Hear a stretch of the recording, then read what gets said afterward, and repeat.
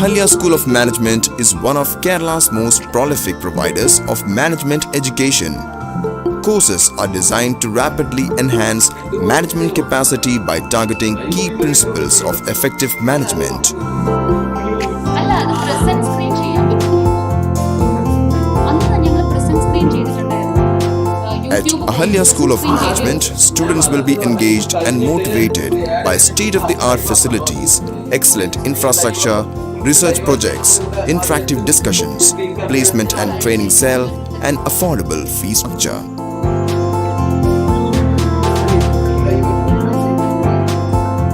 Live അല്ല.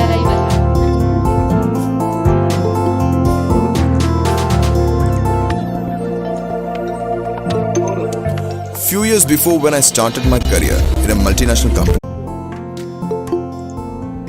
എന്നിട്ട് ആദ്യമേ നമുക്കത് ക്യാൻസൽ ചെയ്തിരുന്ന Ahalya Ayurveda Med is a NAB accredited hospital where Ayurveda is practiced in its true form in a calm, peaceful and eco-friendly atmosphere away from the inevitable din and dust of the modern world.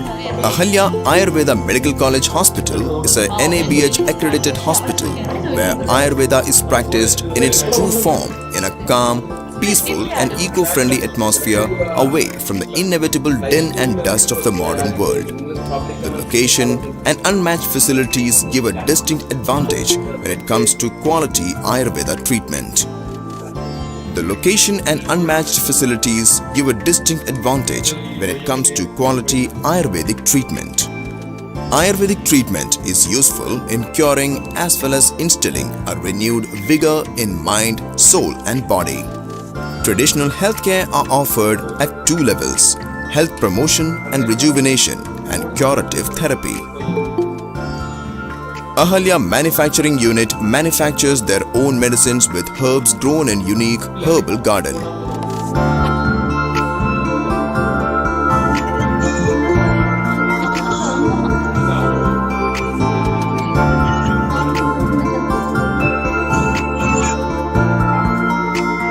Ahalya Voice 90.4 is the one and only community radio station exclusively for Palakkad, broadcasting various radio shows focusing on health-related topics.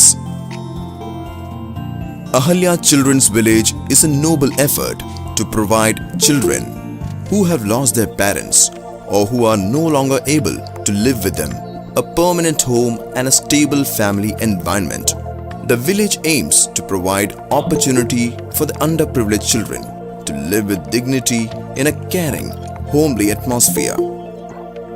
Ahalya Ayurveda Lakeview cottages, which are placed on the borders of a vast expanse of rainwater harvest, spotted with wild flora and fauna. Boating in lakes, yoga and meditation are all added benefits offered to the guests here. The ambience of the cottage, which is a fully furnished unit amid the virgin greenery of Palakkad in the backdrop of the Western Ghats, will leave us feeling fresh and rejuvenated after the stay.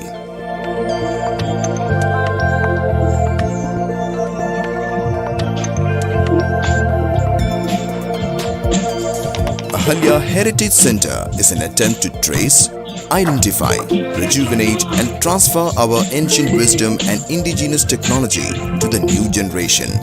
The intention is to revive the brilliant imagination and unique skills of traditional artists and master craftsmen. There is a Kootambalam for the performance of ancient temple theatre forms and an exhibition space for paintings, sculpture, classical music, dance and theatre art forms. A relaxing walk through the open amphitheatre, granite sculpture garden and the scenic surroundings will be an experience of the unique Ahalyan touch that we will preserve in our fond memories forever.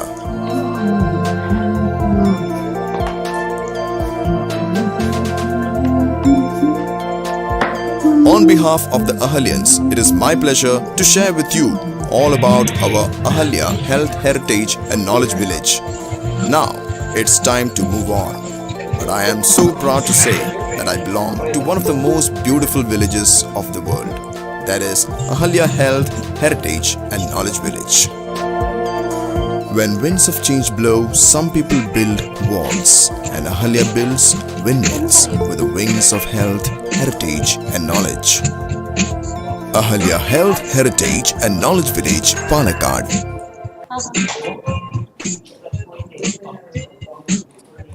Okay, അത് ഞാൻ പറയാം.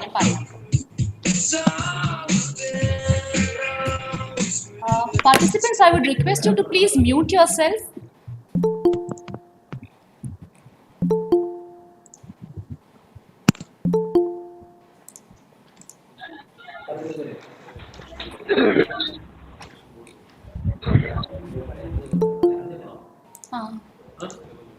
അല്ല, ഇത് patient പോയിക്കൊണ്ടിരിക്കുന്നുണ്ട്.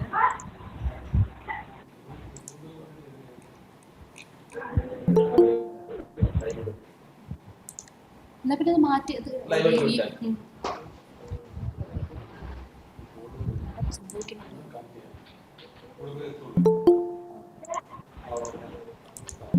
കുറെ screen open ചെയ്തിട്ട് അത് ആദ്യം നിങ്ങൾ ഇതാക്കണം കേട്ടോ.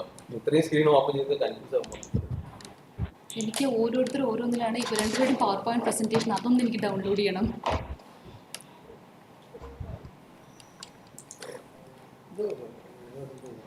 ഇപ്പോൾ ബ്ലാങ്ക് സ്ക്രീൻ ആയി ലൈവ്. ലൈവ് ബ്ലാങ്ക് സ്ക്രീൻ ആയില്ലേ?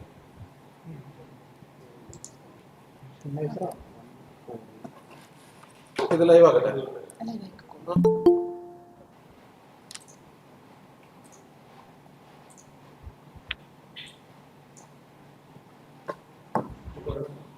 അതിപ്പോൾ ഈ മൗസ് കിട്ടണം.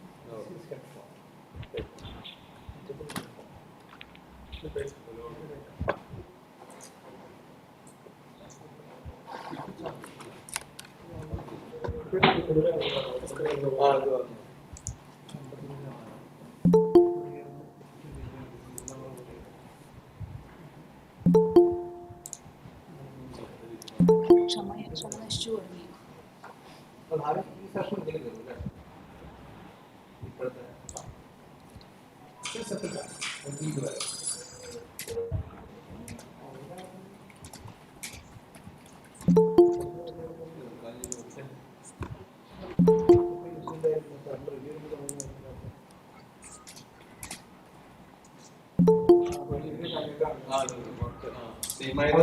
അപ്ലോഡ് ആവാൻ സമയത്ത് ലൈവ് എന്ന് പറയുന്നത് നെറ്റ് അപ്ലോഡ് ആയിക്കൊണ്ടിരിക്കും. അതിന്റെ സമയം അനുസരിച്ചിട്ടാണ് അടുത്തത് പ്ലേ ആവുന്നത്. 4 എന്ന് പറയുന്നത് 4:05 ആകും. അതുകൊണ്ട് ഇപ്പൊ കൊടുക്കുമ്പോ നമുക്കത്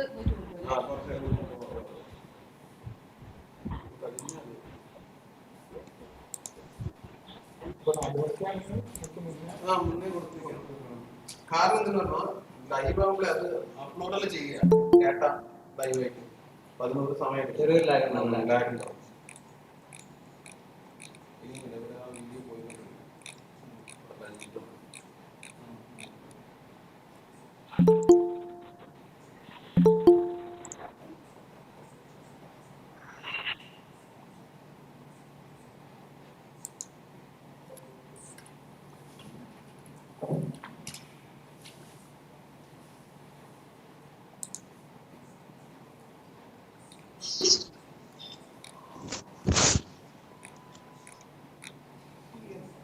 വീഡിയോ പോയി ഹോസ്പിറ്റൽ കോൺഫറൻസിൽ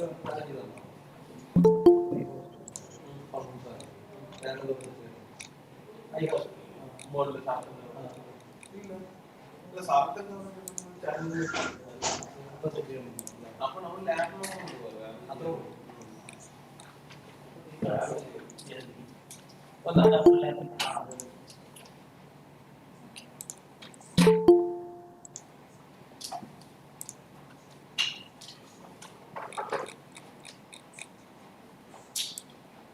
Yes.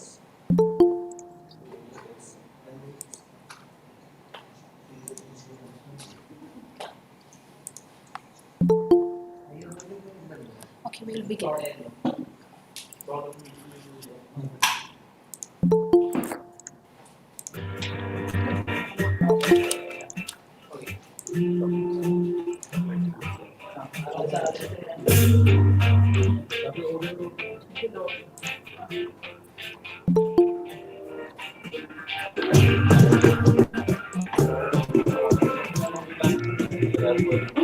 അത് കഴിച്ചിട്ടുണ്ട്.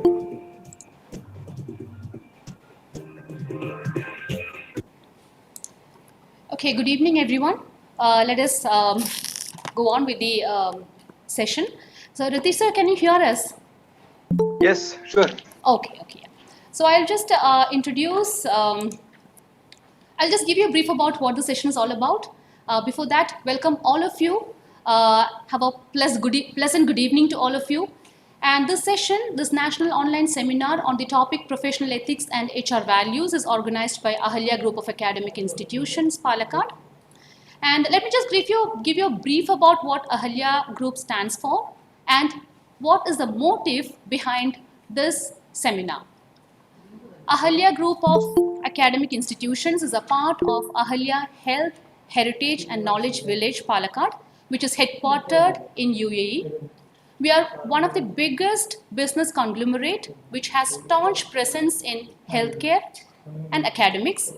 Not only academics and healthcare, we are into media, we are into publishing, we are into alternate energy, and there are a lot of other verticals we are available in.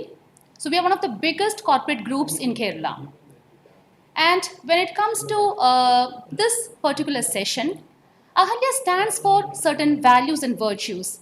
We believe in giving quality education and we believe in healthcare, good quality healthcare for all. So we also take it upon our shoulder that we need to give message about ethics and values to the young generation. So that is the reason, one of the reasons that this seminar was conceptualized. We feel that we all lack ethics. We always hear that there is no ethics, we lack ethics and all that stuff. But I really feel that it's not the lack of ethics what matters, it is the awareness of ethics that actually lack. I feel that it has not been informed to the students what is best for them and what is best for the society. That such an awareness is not given to them. We feel that such an awareness is very much important, and that is the reason we have brought in two great personalities. There is no point in preaching about ethics and values. Ethics and values should be, we have to see somebody practicing it so that we get inspired to practice ethics and values. So the people who we have brought here are great speakers who have also lived by these principles, and they have climbed their ladders not by the virtue of these ethics and values that they have followed or they have practiced. So we feel that they are the right people who can give the younger generation the importance of ethics and values. So we have Mr. Ritesh S., who is the former Chief Engineer of Kerala Water Authority, and Dr. Sadashiv Padi, who is the CHRO and Vice President IT and HR of Kirloskar Pneumatics Company Limited. So these people will be giving us a brief about what are these values and how they have practiced this throughout their career. This is about the webinar, and I will just give you a brief about the Ahalya Group of Institutions that is present here, that is there in the business. We have I have played a small video which had shown all the Ahalya Group of Institutions. In this Palakkad campus, this is one of the serene and beautiful biodiverse campus. We have been fetching awards for a lot of pollution control boards award, water conservation award. So it's one of the biggest and beautiful campus in Kerala. I welcome all of you to visit once all these chaos is over. I welcome all of you to this campus and then have a good experience of how a corporate group can have such a beautiful eco-friendly campus. So now let us go on to the session. I welcome Ms. Swapna Radhakrishnan, student of Department of Civil Engineering, Ahalya School of Engineering and Technology, to introduce our first speaker to the audience. Swapna, are you ready? Yes, ma'am. Okay, just give me a minute. Let me pin you to the screen.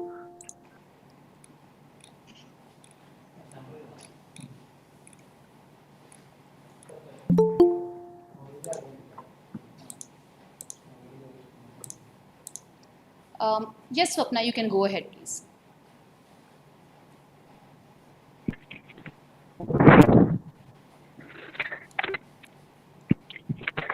Good evening to one and all present here. It's my privilege to introduce the guest of honor for the day, Mr. S. Ratish sir, for the National Seminar of Ahalya Group of Academic Institutions, Palakkad.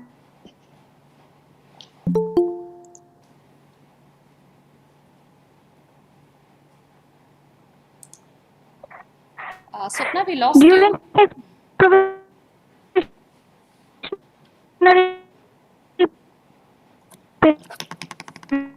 period from 2000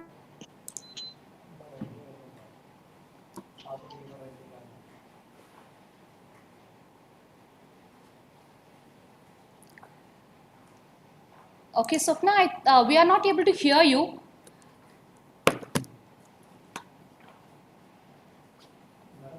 Okay, I'll do one thing. I'll give you an intro. Unfortunately, Swapna is not able to. I think she's facing some internet issues. So I will introduce the chief guest, the first speaker to the audience. Mr. Radish is the former chief engineer of Kerala Water Authority. He's been instrumental in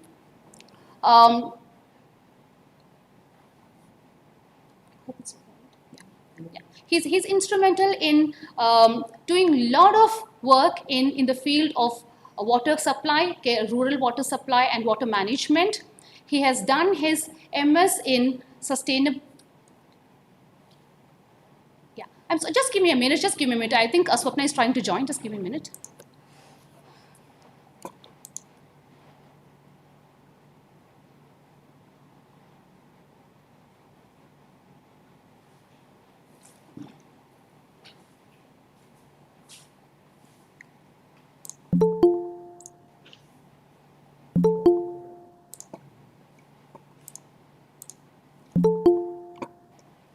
Okay, I'm sorry for this delay.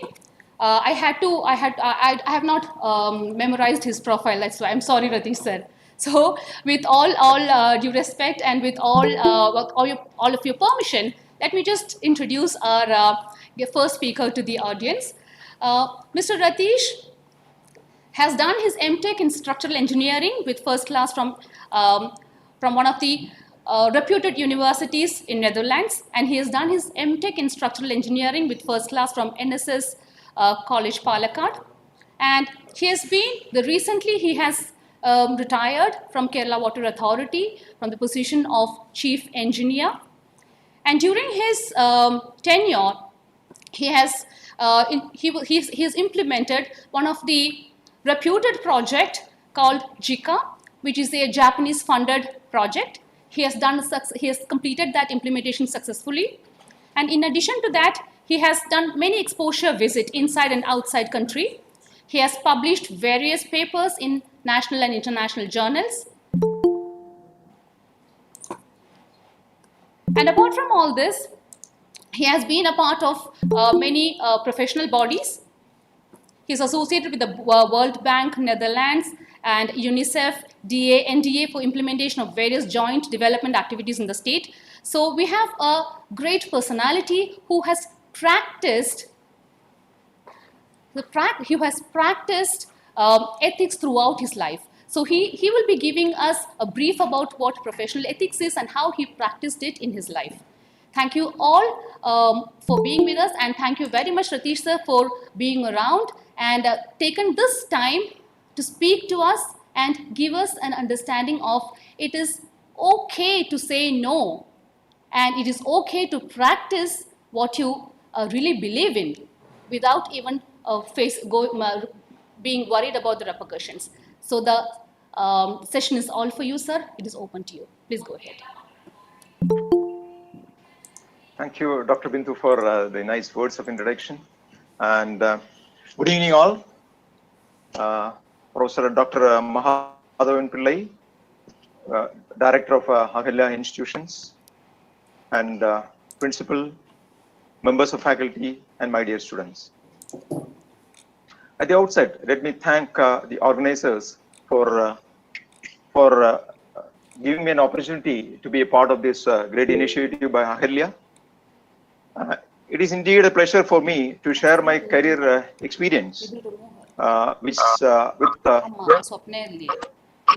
ethics, which may be of use for the young and budding engineers. So let me start this session with your permission.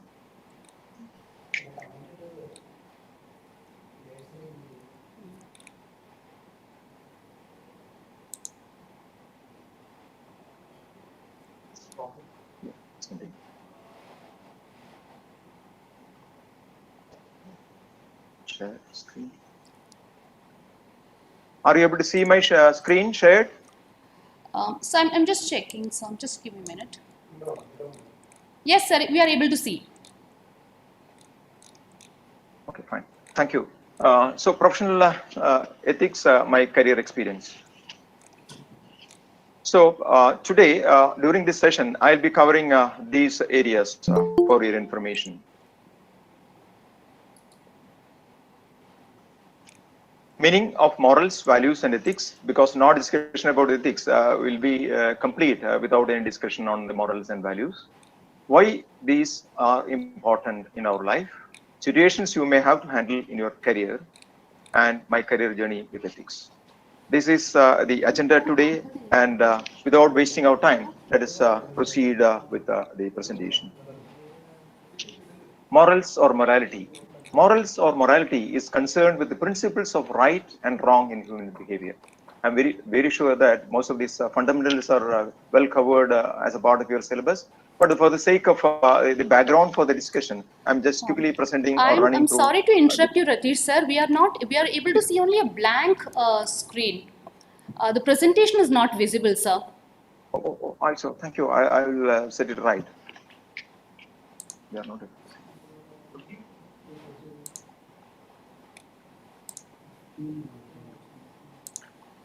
If you want me to support, I can. I have downloaded it. Okay. Let me try once again. Otherwise, we will do like that. Okay. Sure, sir.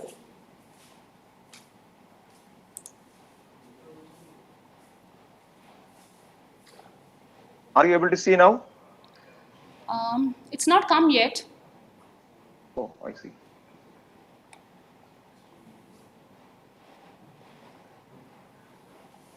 Stop sharing.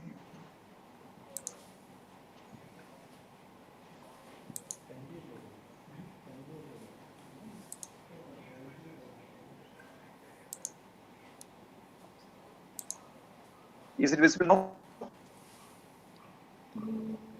Yes. Yes, it's coming. Yes, sir. It's visible now.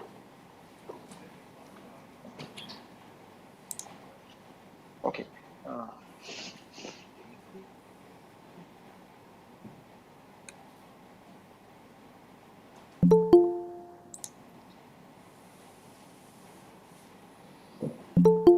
Okay. Morals or morality. Morals or morality is concerned with the principles of right and wrong in human behavior. Mostly based on one's conscience, a thought, word, or action is considered to be morally good if it agrees with the general perception of what is right and what is wrong. Most of the moral principles are teachings of wise men, religious leaders, and accepted practice of the society. Morals of a particular society may be different from another society. There will be difference according to the time, place, religion, ideologies, etc. However, morals have always stood for goodness, and it promotes acceptable behavior of individuals. So it's all about the right and wrong, and it helps to have good behavior. And coming to values, a value is an enduring belief that influences our choices in life to promote well-being. Values are principles that reflects one's judgment of what is important in life. They'll help us promoting our well-being. Values are more concerned with what is morally right. Again, it has got a bearing on morals. Personal values may be different from individual to individual. Some values may have priority over the others depending upon the need level. So values are something what you imbibe by these morals, principles, and the goodness that you have seen around. So at the end of the day, you will be conceiving or imbibing certain good things from what you have heard, what you have seen, and what you have found to be good from the point of the goodness of the society. Ethics. The word ethics is derived from the Greek word ethos, which means character. Ethics is a set of code of conduct or moral principles with which behavior can be analyzed as good or bad, or right or wrong. It teaches well-being, well-disciplined behavior, and how to act according to the situations. Ethics is based on logic and reason. Often morals and values contribute to ethics. Therefore, we can state that moral plus value gives you ethics. So both morals and values are helping us to have an ethical life. Again, continuing with ethics. Ethics is a study of characteristics of morals. It is value driven, tells us what to do, fundamentally funded on the concern for other people. So these things are the key to ethics. I hope that all of you will be remembering from what you have learned earlier. And coming to engineering ethics, rules and standards governing conduct of engineers. How the engineer is conducting himself or discharging his duties. Then body of philosophy indicating the ways that engineers should conduct themselves in their professional capacity. So how they are going to behave or how they are going to discharge their duties are governed by the engineering ethics. So let us now ask the question, a larger question, why study professional ethics at all?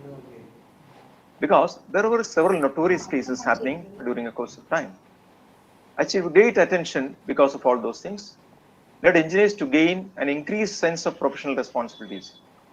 People started thinking that, okay, the engineers should be more responsible rather than creating any kind of course, they are creating the world and they're giving us all comfort and all. But at the same time, they should not do any damage to the society as well. So with such kind of notorious cases, people started thinking more about the responsibility of the engineers. Led to an awareness, these notorious cases led to an awareness of the importance of ethics, how engineers have far-reaching impact on the society. Whatever action the engineers are doing will definitely have an impact on the society, because the engineer's action is always for the society, and whatever he is doing, if it is doing good, it's good. And if it is doing bad, it can be quite damaging. Of course, you might have heard if a doctor is erring or is committing a mistake, then it can result in the death of a person. But if an engineer is making a mistake, it can kill hundreds or thousands. So such is the importance of the action of the engineer in the society. So definitely the engineer has to be careful. Of course, there can have some mistakes. Quite often, more than mistakes, sometimes their bad behavior or the lack of commitment or maybe lack of morality or values or ethics are leading to such kind of tragic situations. Let us take the few cases from the history itself. One example is from the Ford Pinto in 1978. One model, Ford introduced a new model car which was having a rear fuel tank, which was frequently exploding. When a small heat is happening from the back behind, the car was exploding. In fact, what they were trying, they were in a hurry to introduce this model ahead of the competitor, and since it has to be affordable and their sales has to be boosted up, they were actually compromising on the cost, on the safety part, by making it cost effective, so that they will be able to sell in volumes. So that led to this explosion, frequent explosion of the cars, and which brought a bad reputation to the company. Again, there I raise the question of ethics or ethics of the company and the engineers who have made this. Then coming to India, the Bhopal gas tragedy, which is the Union Carbide in Bhopal. They had a plant there which was producing the pesticide, and this plant, there was a gas leakage, and it led to the killing of thousands of innocent people, and mainly because of the poor maintenance and the lack of training, and the safety backups for such kind of gas plants were as minimal as one, whereas in US they have 4-stage backup for safety. But this was compromised, and this led to the killings of poor innocent people, and that has opened the eyes of many people about these kind of ethical behavior of the corporates and the people who are involved. Then, of course, there is this shuttle Challenger. Again, the shuttle exploded shortly after takeoff. All on board, they died. The O-ring on a solid booster failed, got gases leaked, and blew up the liquid fuel tank. This was again actually the designers who have prepared this one has brought this flow behind before the management, but somehow they have a lot of pressure, political and otherwise, to launch the shuttle, space shuttle during that period, which led to the failure and the blowing up of this vehicle, which again brought into discussion the ethical issues connected to it, and again people started thinking about the behavior of engineers and ethics at large. And again, the Pentium microprocessor in 1994, it's having a defect, and initially the company denied. And next, they come up with an excuse that, okay, only in a few occasions such kind of calculation error is happening. But finally, they couldn't stand the public protest, and finally they have to replace the chips. So again, this is something again related to ethics. They couldn't stop releasing such kind of faulty chips to the society for the sake of maybe their profit or maybe competition from other competitors and all. Okay. So all this prompted the world over to think about ethics, and till that time there was ethics was not a topic for study in engineering. Even in my days also, ethics was never taught as a subject. We were largely learning this topic, or we were taught informally by the words and deeds of our parents, our teachers, our friends, relatives, or society at large with whom we were frequently interacting. So after all these incidents, people world over thought about these things, and they started introducing the topic for study. That is how you happen to study ethics as a formal subject in your syllabus.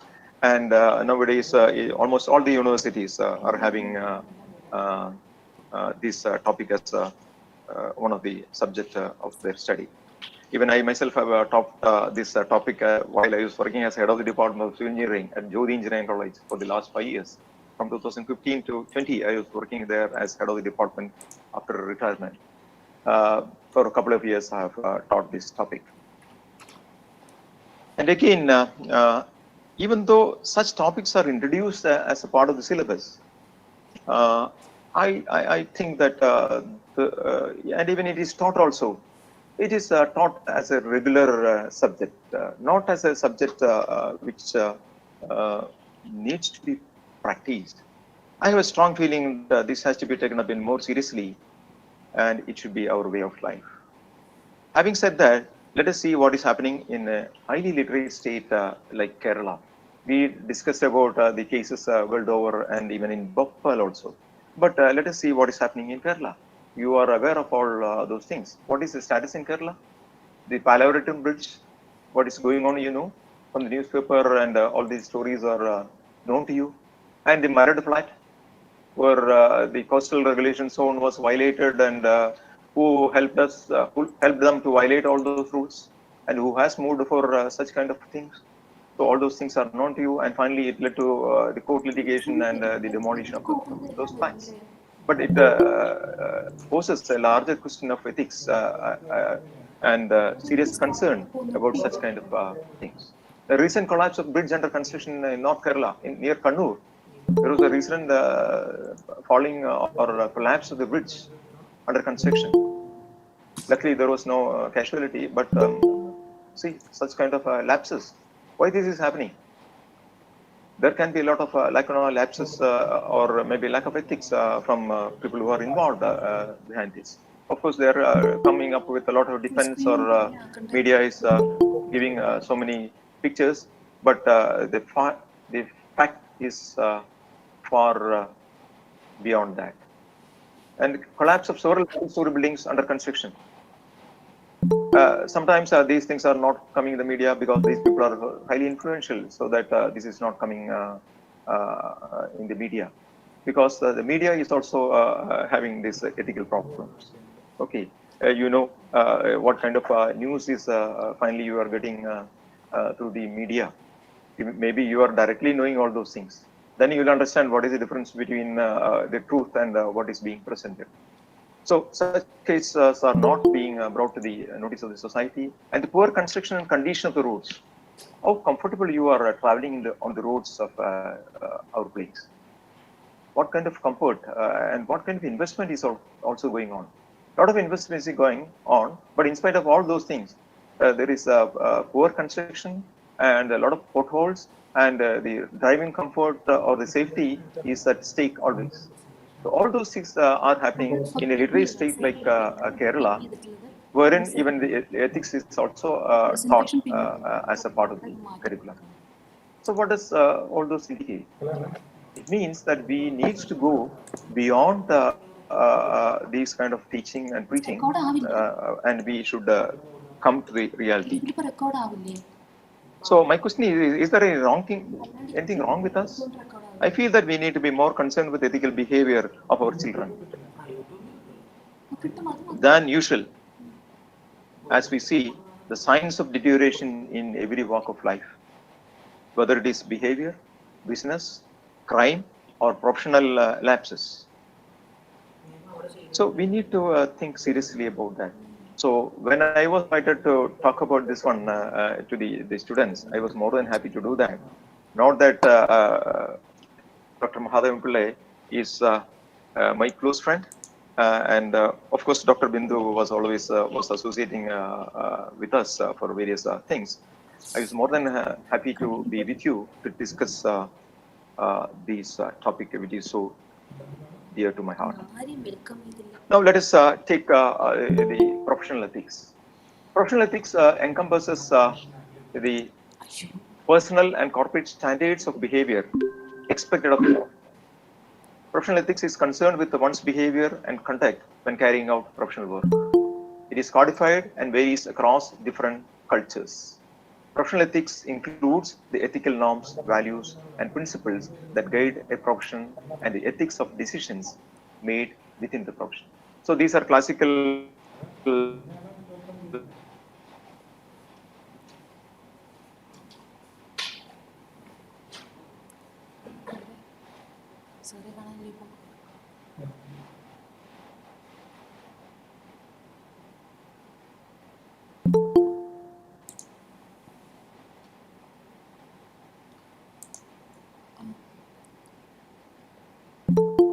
Would you like to deal with a third person with all these qualities, or just opposite?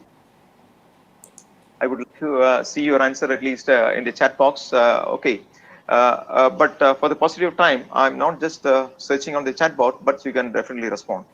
I'm very sure that you would like to have a deal or a relation with a person who is having all these qualities. So if you like all these qualities, why don't you try to be like that? You like all these qualities to be in others. In that case, you should also like to have all these qualities within you also. So the question is that rather than studying all these topics, you should see that, okay, all these things are part and parcel of your life and you're really practicing. And I'm very sure that by doing so, you will be enjoying the life more than anything. And you'll be proud, you'll be respectful, you'll be more acceptable to the society. So let us try to discuss a couple of them. I don't have the luxury of time to discuss all those things in detail. But the word by itself is sufficient to explain the importance of it. But I will discuss a couple of them for the sake of our discussion. Okay, honesty. Honesty refers to the facet of moral character and denotes positive, virtuous attributes such as integrity, truthfulness, and straightforwardness, along with the absence of lying, cheating, or theft. You can have the famous quote from William Shakespeare. Honesty is the best policy. If I lose my honor, I lose myself. Such is the importance attached to honesty given by William Shakespeare. That is self-explanatory. Now coming to integrity, integrity is a concept of consistency of actions. How consistent you are with your actions on values, methods, measures, principles, expectations, and outcomes. Integrity can be regarded as the opposite of hypocrisy. Hypocrisy, I'm very sure that many of you have seen and might not have appreciated that much. So integrity is just opposite of that. That it regards internal consistency as a virtue. The word integrity is derived from the Latin adjective integer, which means wholeness. Again, here is a famous quote from Samuel Johnson. Integrity without knowledge is weak and useless. So without knowledge, integrity without knowledge. So one person can have integrity, but he is having no knowledge. It is weak and useless. And knowledge without integrity, if you have enough knowledge, but if you don't have integrity, it is dangerous and dreadful. And coming to transparency, transparency is something everybody wants to have, see all around, whether it is from your teachers or from your institute or from your favorite shop or whatever. Okay, transparency is a general quality. It is implemented by a set of policies, practices, and procedures. It allows citizens to have accessibility, usability, utility, understandability, informativeness, and auditability of information and processes held by the centers of authority, society, or organization. And there is a famous quote, a lack of transparency results in distrust and a deep sense of insecurity, by Dalai Lama. You might have seen that if your institution is not transparent in various dealings, you may not be happy. Okay, or your boss or teacher is not disclosing many things you ought to know. That kind of lack of transparency will create discomfort and distrust, and sometimes disloyalty also. Okay, so it's important that whatever which needs to be disclosed has to be disclosed so that people know it's a transparent and a fair business that we are or treatment that we are getting. Of course, accountability, I don't want to discuss in detail about accountability. The word by itself is well set or well understood. Then confidentiality, again, confidentiality is something that people look for. Then objectivity, the clarity on objectivity and the nobility on the objectivity is also very important. And respectfulness, of course, respect gives a positive feeling of esteem for a person, and conduct representative of that esteem. So everybody wants to be respected, and you should also give respect and take respect. So definitely in your dealings or in your actions, that kind of respectfulness should be there. Obedience to law. Of course, if there is a law stipulated by the state or competent authority, we should be abide by such kind of law. And there is a famous quote by our father of nation: an unjust law is itself a species of violence. Arrest for it is for its breach is more so. An unjust law itself is a species of violence. Arrest for it is breach is more so. Now let us come to the ethical theories. Again, these ethical theories, I don't want to go into details, but these different theories helps us to have a alternative solution for a given ethical problem. One is so that you can take the best solution out of that. So you are analyzing just like our mathematical problem or scientific problem. You can rely on various theories to get it solved. Similarly, for ethical problems also, you can rely on various theories. And these theories helps us to have different solution or helps us to have a different way of looking at it. And finally, different solutions can be there and you can take the best alternative. That is the use of these kind of theories behind this. One is utilitarianism, second is right ethics, and third is duty ethics and virtue ethics. Utilitarianism talks about, it's based on the final outcome or the consequences. It's based on the philosophy of maximum good for the greatest number of people. Goes by the majority good to the majority. Positive and negative results are weighed. Okay, the positives are good, then you are going for this kind of decision. Okay, then utilitarianism has offered us the risk-benefit analysis and the cost-benefit analysis, but sometimes it has got limitation. Difficult to weigh matters on this basis because some of these consequences or outcome may not be tangible. In that case, you find it difficult to evaluate this one. So utilitarianism has got its own benefit. Unable to justify between morally justified and morally unjustified emotions. Then the right ethics, it is more concerned about the rights and dignity of the individuals, the right of a citizen, right of a person. All those things are considered, or the privacy or integrity of the individuals are considered. So it is right ethics based on the rights of the people. Then comes the virtue ethics. What kind of people we should be? Ideally, what kind of person you should be? Virtue ethics is a person rather than action based. It's based on the person. So, like this, we have got the duty ethics also. This was proposed by Immanuel Kant. Explains that an action is moral if it is conducted for the sake of a duty. By acting out of duty, a person acts out of concern for what is morally right. So this is duty ethics. So 4 theories helps us to have alternative solutions, and we can take the best solution for an ethical problem that we may be facing at any point of our life. Then what are ethical problems? Okay, let us have a look. A problem or a situation that requires a person or an organization to choose between alternatives that must be evaluated as right, that is ethical, or wrong, unethical. So that is a problem, whether it is ethical right or wrong. You have to decide. Unethical practices can take place at every phase of a construction project. During the planning and design stage, maybe pre-qualification and tender, project execution, and operation maintenance. I'm just going to focus a couple of minutes on the construction industry, but don't worry too much about that. See, I'm going to list the ethical problems in the construction industry.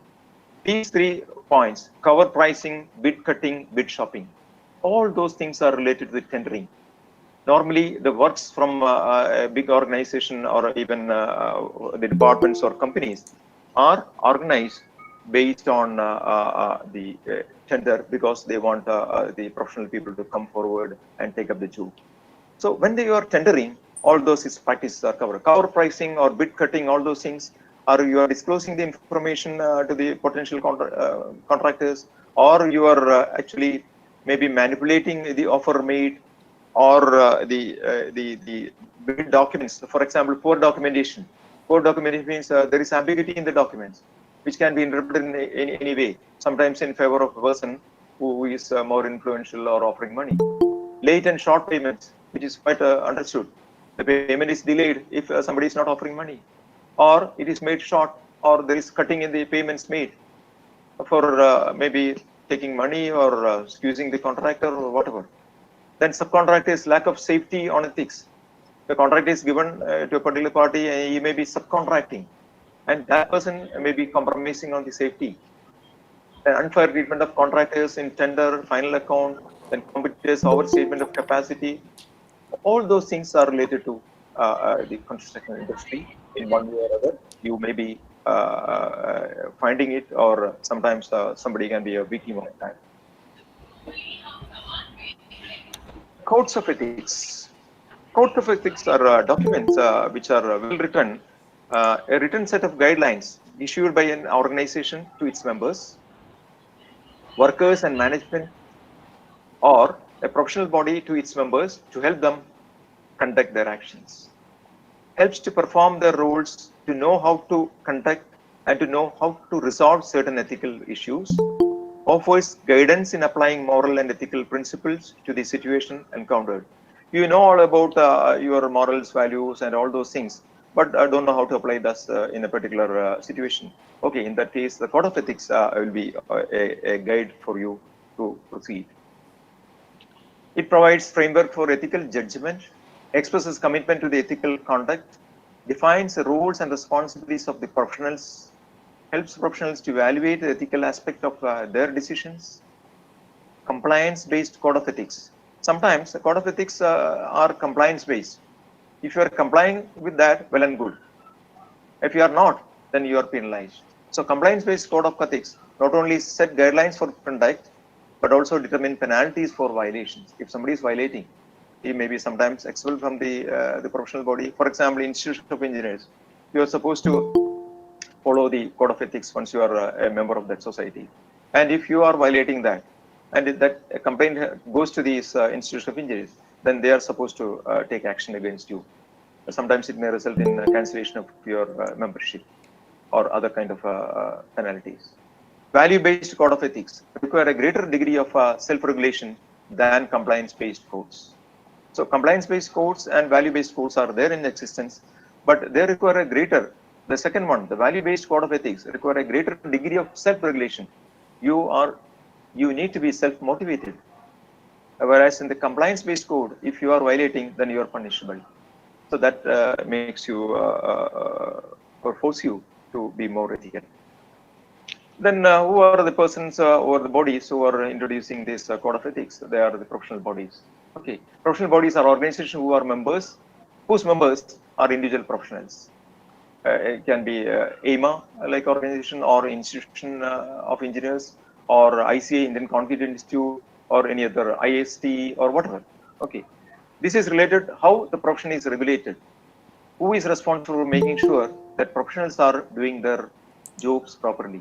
So these professional bodies are taking care of that, whether our professionals are doing their job properly or not. Role of the professional bodies, it gives you a better idea.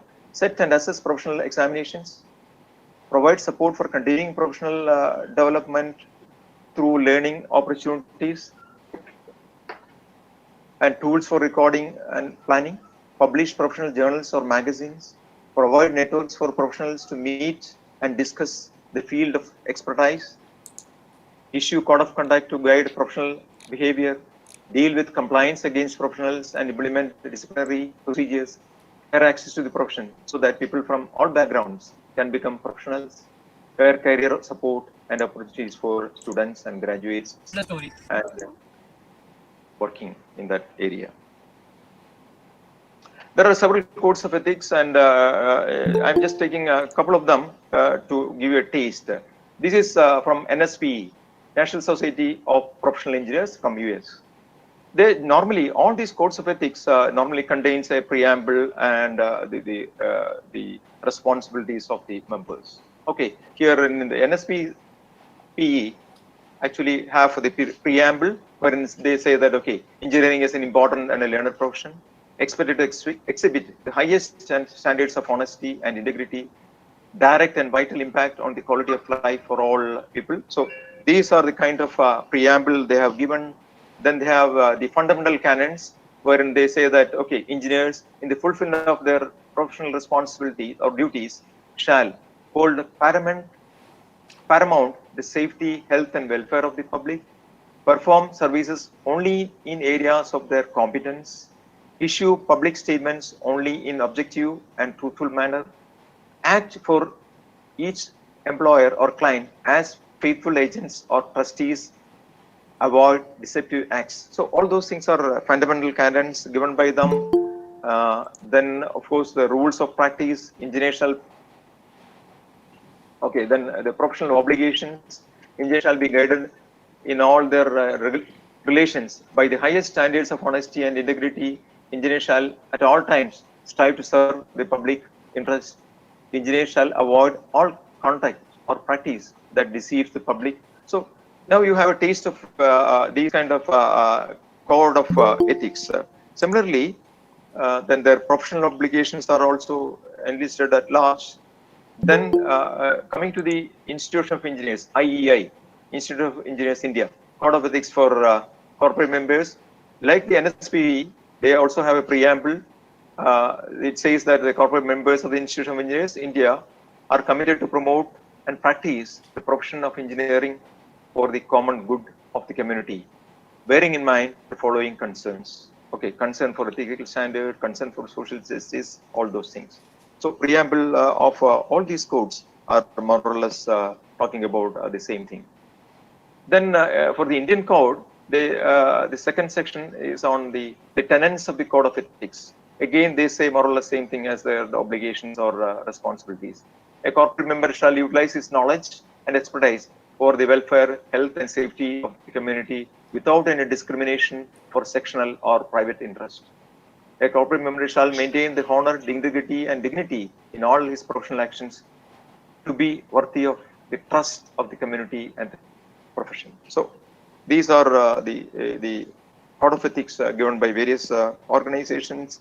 Now let us come to the area which you may be mainly interested. Professional journey and ethical problems one may be coming across. Okay. So normally when an engineer or a person is appointed, he can get posting in various divisions or various stages or various wings of an organization.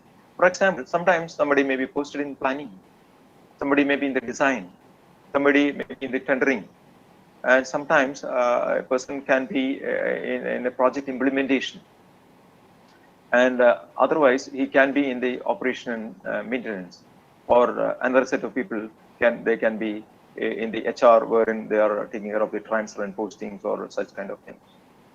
Okay, what kind of ethical problems you may be facing, and how do you handle that? That is something which may be of interest to you. And let us take the case of planning, for example. For example, you are responsible for planning. You are responsible for planning to find an alignment of a route where two cities are connected. So there are some fundamental principles by which you are doing this. For example, in the road alignment, there are certain basic requirements. For example, it should be short. You're always interested to see that, okay, they are quickly, these 2 points are quickly and easily connected. Then it should be easy, then it should be safe, then economical. And at the same time, there are some factors which are controlling the alignment. For example, sometimes there are points through which it should not pass. For example, there is a sanctuary in between, or a reserve forest in between. Then you cannot take it straight away. You cannot take the alignment through that, crossing that. So you may have to avoid that. That means you have a constraint to avoid that point. Sometimes the other way also can happen. Sometimes you have to pass through a point where this needs to be connected. For example, the ideal location for a bridge may not be in the straight path. The bridge at this point can be dangerous, or maybe can be expensive. Then you may be slightly deviating so that the bridge site is most safe and appropriate or economical. Or sometimes it can be for some other reason. As I told you, there is a small town where people are poor and deprived and they don't have any access to the communication network. And it may be offering a lot of land, and that can create a lot of development there. Then maybe we may have to take it through that point, so that that area is also developed. So there are constraints which are positive and negative. So such are the things that you are looking at when you are planning. But in spite of that, sometimes what is happening is you are influenced by people who may be having a large landhold in a particular location, and if you are taking the highway around that property or along that property, then the value of that land goes like anything. So he's immensely benefited. So that person can maybe sometimes influence the politician or your senior officers or anybody. But as a person who are having the value and ethics, maybe sometimes you are a junior also. Don't think that, okay, say as junior, my voice will not be heard. But as a young professional, you can straight away document all the points with all the supporting points and say that, okay, this is the way that it should be done. sometimes your immediate boss may be influenced and then he may be overruling. But maybe a couple of levels higher, there may be one person who is really serious about such kind of things and who is honest and who is ethically upright. Then I have experienced that, okay, sometimes that happens. Okay, of course I had the bad experience also. But that should not stop you from writing your personal, convinced, professional, ethical points on the file. Okay, don't think that, okay, what can a small person like me do? Always think that, okay, a person like me also can make changes. And let me ask you one question also. See, in your personal life, leave alone ethics. Is that, okay, everything that you desire is happening the way that you want to do? And in that case, are you silent always? You express your desire or intention, but sometimes it may not happen. But giving so, what happens is if you are raising such kind of points, I told you that a number of times I was successful, and number of times I've seen that, okay, with weeping eyes or with tears in my eyes, I have to see that some of the things are done the other way around. Okay, but looking back, I have documented everything on the file, and later on, I was so happy to hear that, okay, people, juniors coming to me and saying that, sir, we have gone through your writings in your file, and that has prompted us to express our points on the file, and that is a great relief. We were actually having a lot of confusion, and we were sad what to do and what not to do, and that has helped us a lot. See, then once you are doing such kind of things, that may be a model to others to follow, and gradually the population or the number of people who are doing such kind of things may be coming higher and higher, which can create a larger change. Similarly, in the case of a design also, see, generally if you go to a consultant for a construction of a building or such kind of things, what is happening? He may be trying to boost the estimate because his consultancy fee is based on the percentage. If he's giving a big amount, then again he will be able to have a higher consultancy fee. In the case, you will be prompted to go for such wrong designs. But as a young designer, you should always put up your ideas and see that, okay, such kind of things are properly specified. Sometimes you may be wrong. Fine. Let the seniors and others people correct you if you are wrong. So be honest, be bold enough to say that. And by doing such mistakes also, you are learning. So don't hesitate to write or document all those. I have seen a number of designs which are proposed suboptimal rather than optimal, based on such lack of ethics coming from the side of these. Similarly, on tendering also, sometimes the details are disclosed, and in project implementation, people are compromising. And again, the operation maintenance, sometimes the operation maintenance are not done and the bills are written and the payment is taken. And sometimes because of the lack of maintenance, people are falling into accident, and maybe sometimes lives are lost. You might have heard about such kind of things, but for a few penny, sometimes people are doing that, and finally at the cost of innocent life. So all those things are situations wherein you have choice to make, ethical or non-ethical. So always stand by, with all your values, morals, and ethics, stand by this one.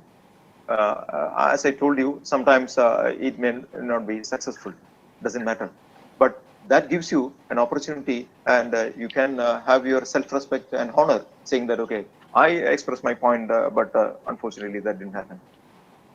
That doesn't matter. Okay. Then transfer and postings also. Sometimes what is happening is you are in the powers, and you are having few posting coming from the employment exchange or anything, and immediately then there will be call coming from either from the politicians or from your seniors about this one. And if you are going by that, what happens? You are ignoring merit. And what is the result? If you are not getting a meritorious person or a good person, then your office work may be compromising. Sometimes you are analyzing samples with a pesticide or maybe poisonous material, a chemist. What happened? That fellow may not be knowing all those things. I may be saying that, okay, there is no pesticide in this, or there is no poison in that, in water. What happens to poor people who are drinking?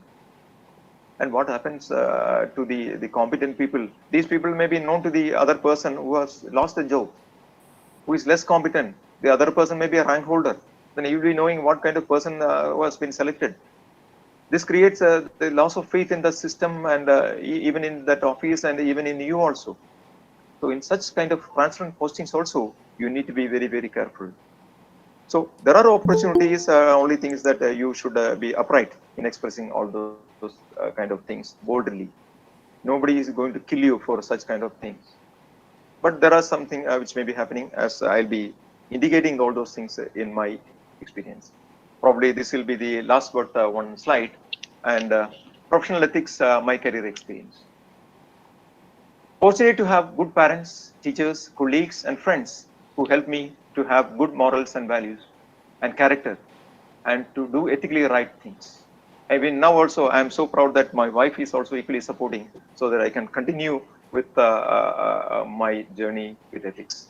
Let me express my sincere thanks to all of them at this moment. I thankfully remember each one of them. There were challenges, but those values helped me to hold on till my retirement and beyond. Sometimes either politicians or colleagues will try to lure you or threaten you. But if you are strong on your stand, worse come worse, they may get you transferred to remote stations or to so-called insignificant position. But be proud, you are preserving your self-respect and value. By getting posted in different places, you know different people, places, and culture, which will add value to your personal and professional life. Further, no position in government job is insignificant. There are enough job to do if you are committed. It gives you an opportunity to do things differently. See, if you are posted in a totally different position, sometimes people may think it is insignificant. I will give you a couple of examples where I have been posted. For example, water quality monitoring. Okay, I was posted in water quality monitoring, wherein, okay, people generally feel that, okay, you don't have that glamour, there are no contractors, there are no much people coming, no leaders coming and meeting you and all those things. But as I rightly said, that gives you an opportunity to do things differently. There were a lot of things done there, but they were suboptimal. There were a lot of things to be improved. There are a lot of things to be done. They have to be more systematic. They have to be more optimized. There, I was able to introduce a lot of things which helped to optimize the cost and to bring credibility to that office, and making the people working there more proud. In fact, I myself was so happy working there, because a lot of people were coming to my office and to me personally to discuss about the various water quality problems that they were facing, what kind of solutions that they should do. They have source, but that water is polluted. What to do? Should I abandon that or do something else? And if you are able to do the analysis and help them out, then the gratitude that on their face makes you so proud and happy. Okay. Likewise, such kind of postings are always opportunities for you to do things differently. Okay. Again, I was again, because of sometimes I may not be agreeing to whatever the politicians are saying. So every now and then I am getting transfer, and I was fortunate to work in all the districts of Kerala. That too in relatively all different and maybe sometimes insignificant stations also, wherein I was able to contribute my best. Okay, for example, the IS, institution strengthening.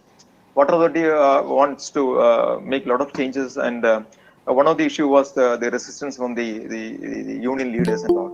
So the management created an institutional strengthening unit, and there were not much people willing to work there, because they always have to confront the union leaders and convince them and make things happen. And okay, since there was nobody, and there was one fellow who is not always in the good books of the politicians, I was transferred from Tellicherry to Trivandrum to take care of the institutional strengthening. Okay, I happily went there. I started going through the documents and what is my role and responsibility, and then started discussing with all these union leaders and all those things.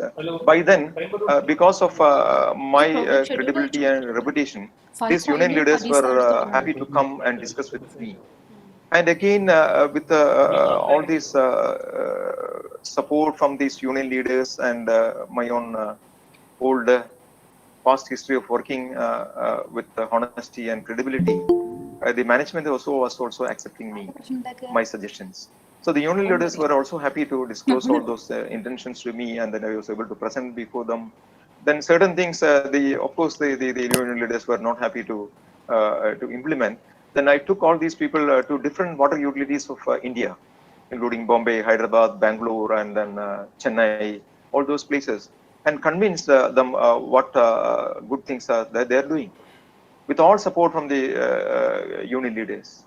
Then gradually they were convinced, and then they were accepting some of the suggestions for the benefit of the water authority. For example, the Blue Brigade in Trivandrum, if you happen to hear about the Blue Brigade in Trivandrum, this was introduced after our discussion and industrial visit to these institutions. Blue Brigade is something of a maintenance team from the water authority side. For example, we have got maintenance team. They are contractors. Sometimes what is happening is these maintenance complaint, if they are informed to the contractors, he may not be going there and doing that immediately. He will wait for a couple of days or weeks to see that, okay, there are a sufficient number of leaks for him to take a team and do that, so that it is economically viable for him. To counteract this one, we introduce the Blue Brigade. If that fellow is not doing that repair, then this will be done by the Departmental Blue Brigade, and the cost will be recovered with some penalty from this contractor. This made a lot of changes, and the contractors started doing this work promptly. Then again, IPD means investigation, planning, and design. There are also similar success stories are there. Okay, you can do a lot of good things being a government servant. Don't think that, okay, your hands are tied always, but it's possible that you can do a lot of good things. The initial days of your career will be less challenging, and you climb the ladder. As you climb the ladder, it becomes more and more challenging with more powers in your hand. Once you are able to send the right message about your character and value, right from day one onwards, it makes things easy. Gradually, the message will reach the contractors and politicians and colleagues, and they may not approach you for wrong things. That makes your life very, very simple. Be honest right from the beginning to the end. You will be of value to the society, respected, acceptable, and happier in life. See, with all these qualities, you will be more and more acceptable, respected, and happier in life. You feel that, okay, you are of value for at least few people or to the society at large. That makes you happy. That keeps you going. Okay, I have retired from Kerala Water Authority in 2015, and 5 years down the line, I can walk into any water authority office, and there are at least few smiling faces there to accept me, which makes me so happy and contented. Okay, that's all what I have to say, and let me conclude with this message to you. Have a wonderful life ahead with ethics, and be of value to the society. Be happier and respectful. All the best. Thank you. I leave here, and if at all any questions are there and time permits, I can try to answer whatever way I can. Thank you very much. Thank you, Ratish sir, for this wonderful session. You have actually given us a basics of what are the virtues which can make us an ethical person. Thank you very much. I would, since we are running short of time, we would want to start off with the next session now, and then the question and answer session can be together after the session. So, will that be okay, sir? That's fine. No issue at all. So, we would want you to stay throughout the session. This is a trick actually to make you stay in the session. Okay. Okay. Thank you So, very much. I would request all the participants to keep all your questions for Ratish sir saved. So, in the end of the second session, we can have a Q&A session open to all the participants. And now I welcome Mr. Ajmal Farhan, the student of Department of Mechanical Engineering, Ahilya School of Engineering and Technology, to introduce our second speaker to the audience. Please come.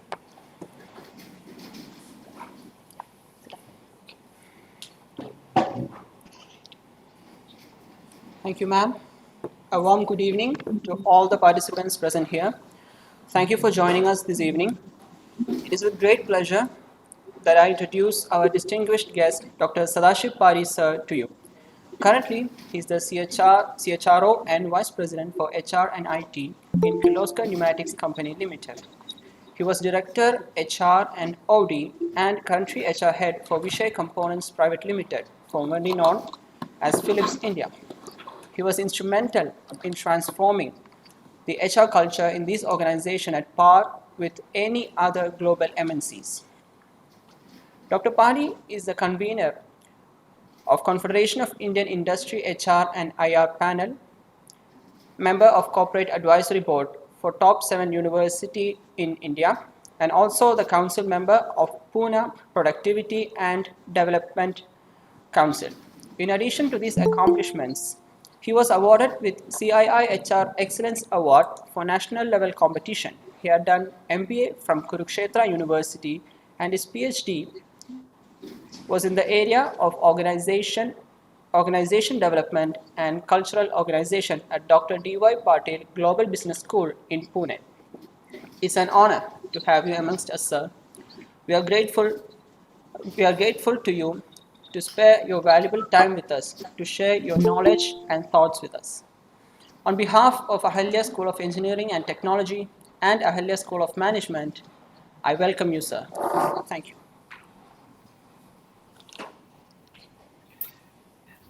Thank you, Thank you Ajmal. so much. And now the stage is all yours, Padi sir.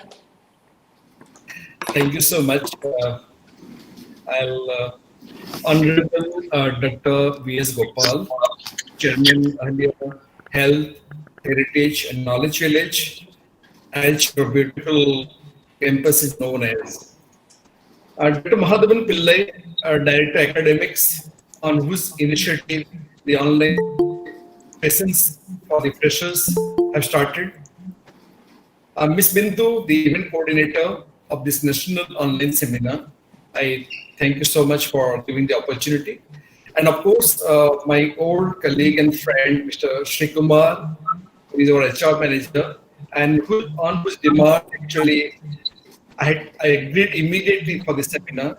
And I've been a close friend of his for the last 27 years. We worked together earlier in National Dairy Development Board under Dr. Varghese Kurian's leadership.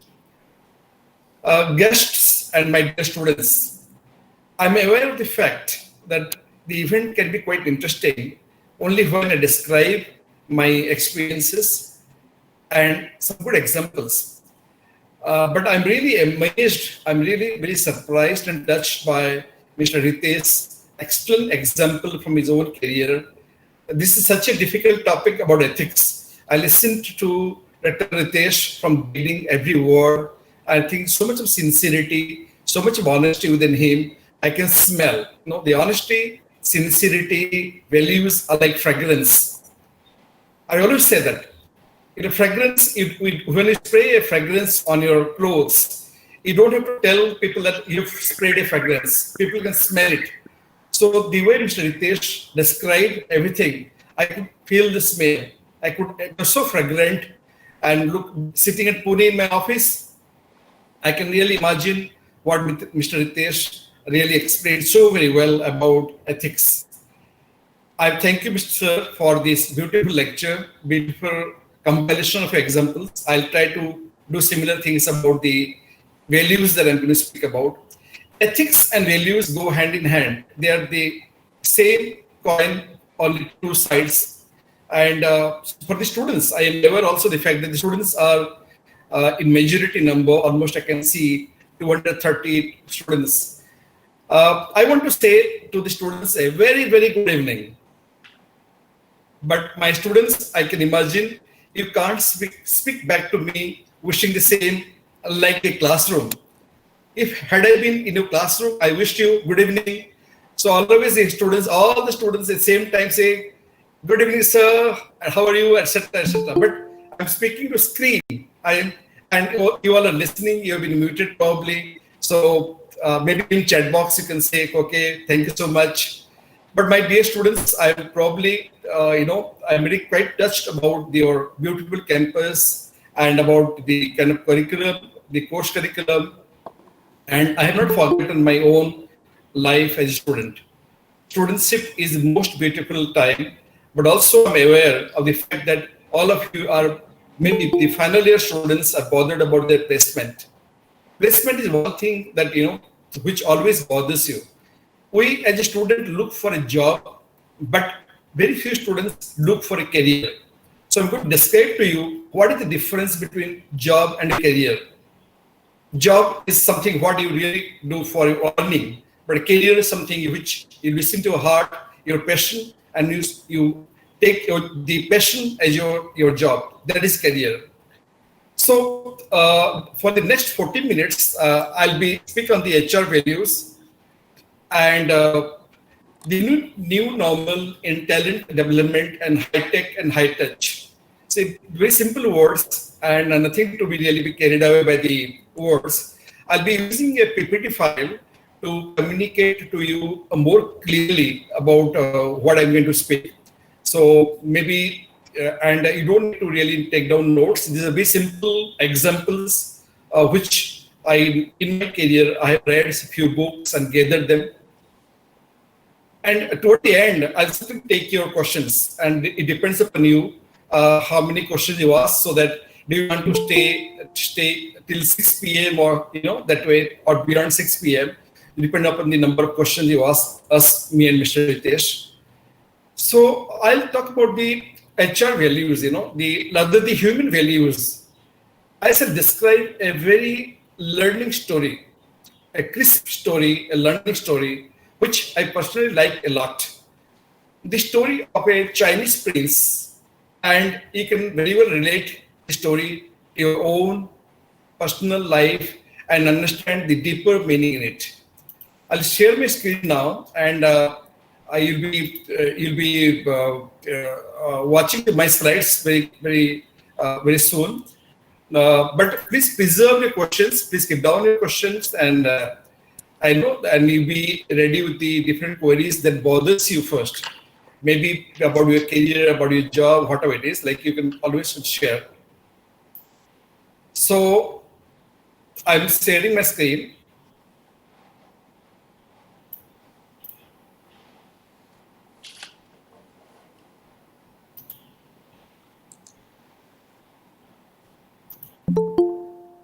Yeah.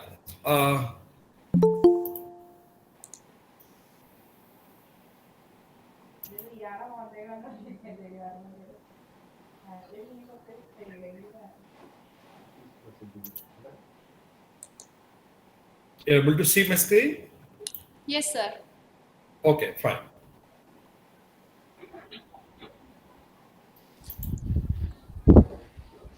I'll take around 3-4 minutes about this story, which is very learning. And there was a Chinese prince many years back, large kingdom China. He was very strong. He was very young. He was arrogantly very competent, and he was very infamously very audacious. The audacious, very audacious person. And also, like, he was restlessly aspirant. He wanted to grow in life. He wanted to do something different than others that could do. And he wanted to rule the kingdom. And he was very restless for that. And he was, of course, the most feared royal prince of the kingdom. So what happened? The prince was so eager to rule the country. He told his father, the emperor, to allow him to rule. And the father was knowing about his qualities, about his competencies. And believe me, just if I can say to you humorously, he was doing an MBA, or he was a BTech engineer and doing an MBA. And hence, he wanted to take a very good job, and he wanted to grow. Then the emperor asked the prince to get a certificate from the old monk who was staying inside the jungle. And the certificate was for declaring the prince as competent to rule the kingdom. So the prince found it very, very easy, and he started the journey to meet the old monk inside the forest. That time, when he reached the forest, there was a notice board outside the gate of the forest asking him to walk down alone. And the prince walked down, and he stayed there for 21 days on the instructions of the monk, of the old monk, who asked him to stay for 21 days there to meditate and to realize. He discovered himself. The prince discovered himself at the end of the 21 days of meditation. And then, what happened to him? He became a very wiser person. He was very mystic and he was wiser. He was visibly kind and compassionate. He earned the confidence to even listen to the sound of silence. When you can ask yourself, what is the sound of silence? Can you listen to the sound of silence? Unless we grow, unless within, and unless we really discover ourselves, these kind of things are not so easy. It is very difficult. So after the 21 days of the good meditation inside the jungle, under the guidance of the old monk, the Chinese prince discovered himself. And he wanted to stay there inside the jungle with the old monk for many, many more months. His restlessness, his arrogance, his audacity, and his image of a feared royal prince was vanished. He became a really kind and compassionate ruler, a servant of the kingdom. The prince realized that he was the servant of the kingdom. He was no more with the authority, no more with the arrogance, no more with the audacity, and he wanted to really become a ruler, the servant of the people. So, what does it all say about this small story? You can Google it out. The story is very beautiful, quite a bit of learning from there.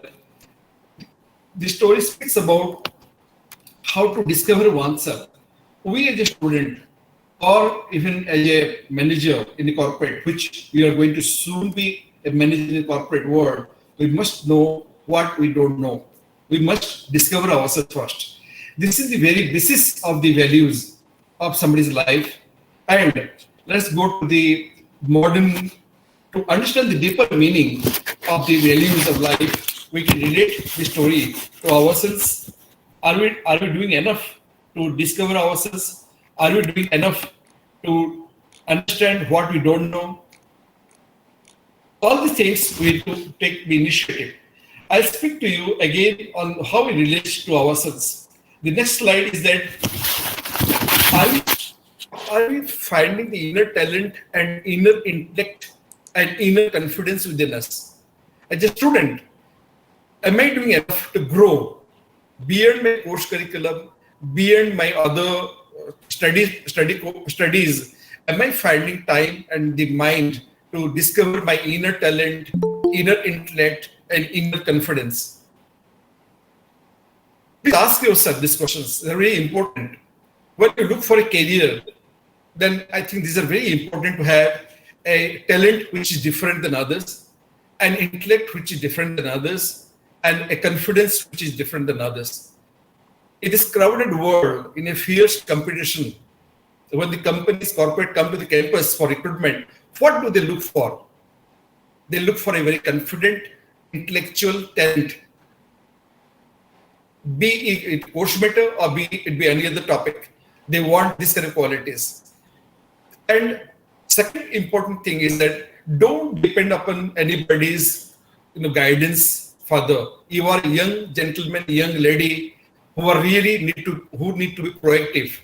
You can be proactive on your own. Don't wait to be instructed by somebody.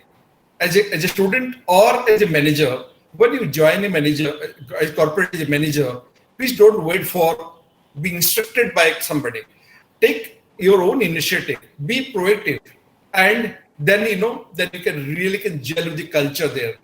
People will always award and reward people who are proactive and take their own initiatives. Also, what I told earlier, please try to know what you don't know. If any kind of a complacency, if you become complacent, as if I'm omniscient, I'm omnipotent, things don't work. Younger generations are becoming more and more knowledgeable. Look at your smaller or younger brothers and sisters in family, at your own home. They're smarter. Younger child at home knows how to operate a smartphone. Even a child at the age of 4 or 5, the child knows how to operate YouTube, how to operate Facebook.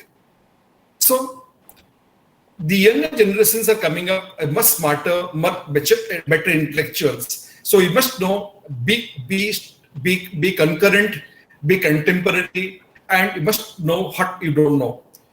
All these advices, actually, I'm going to relate to the further slides. That I'm not trying to really teaching you anything, as Ms. Bindu told in the beginning.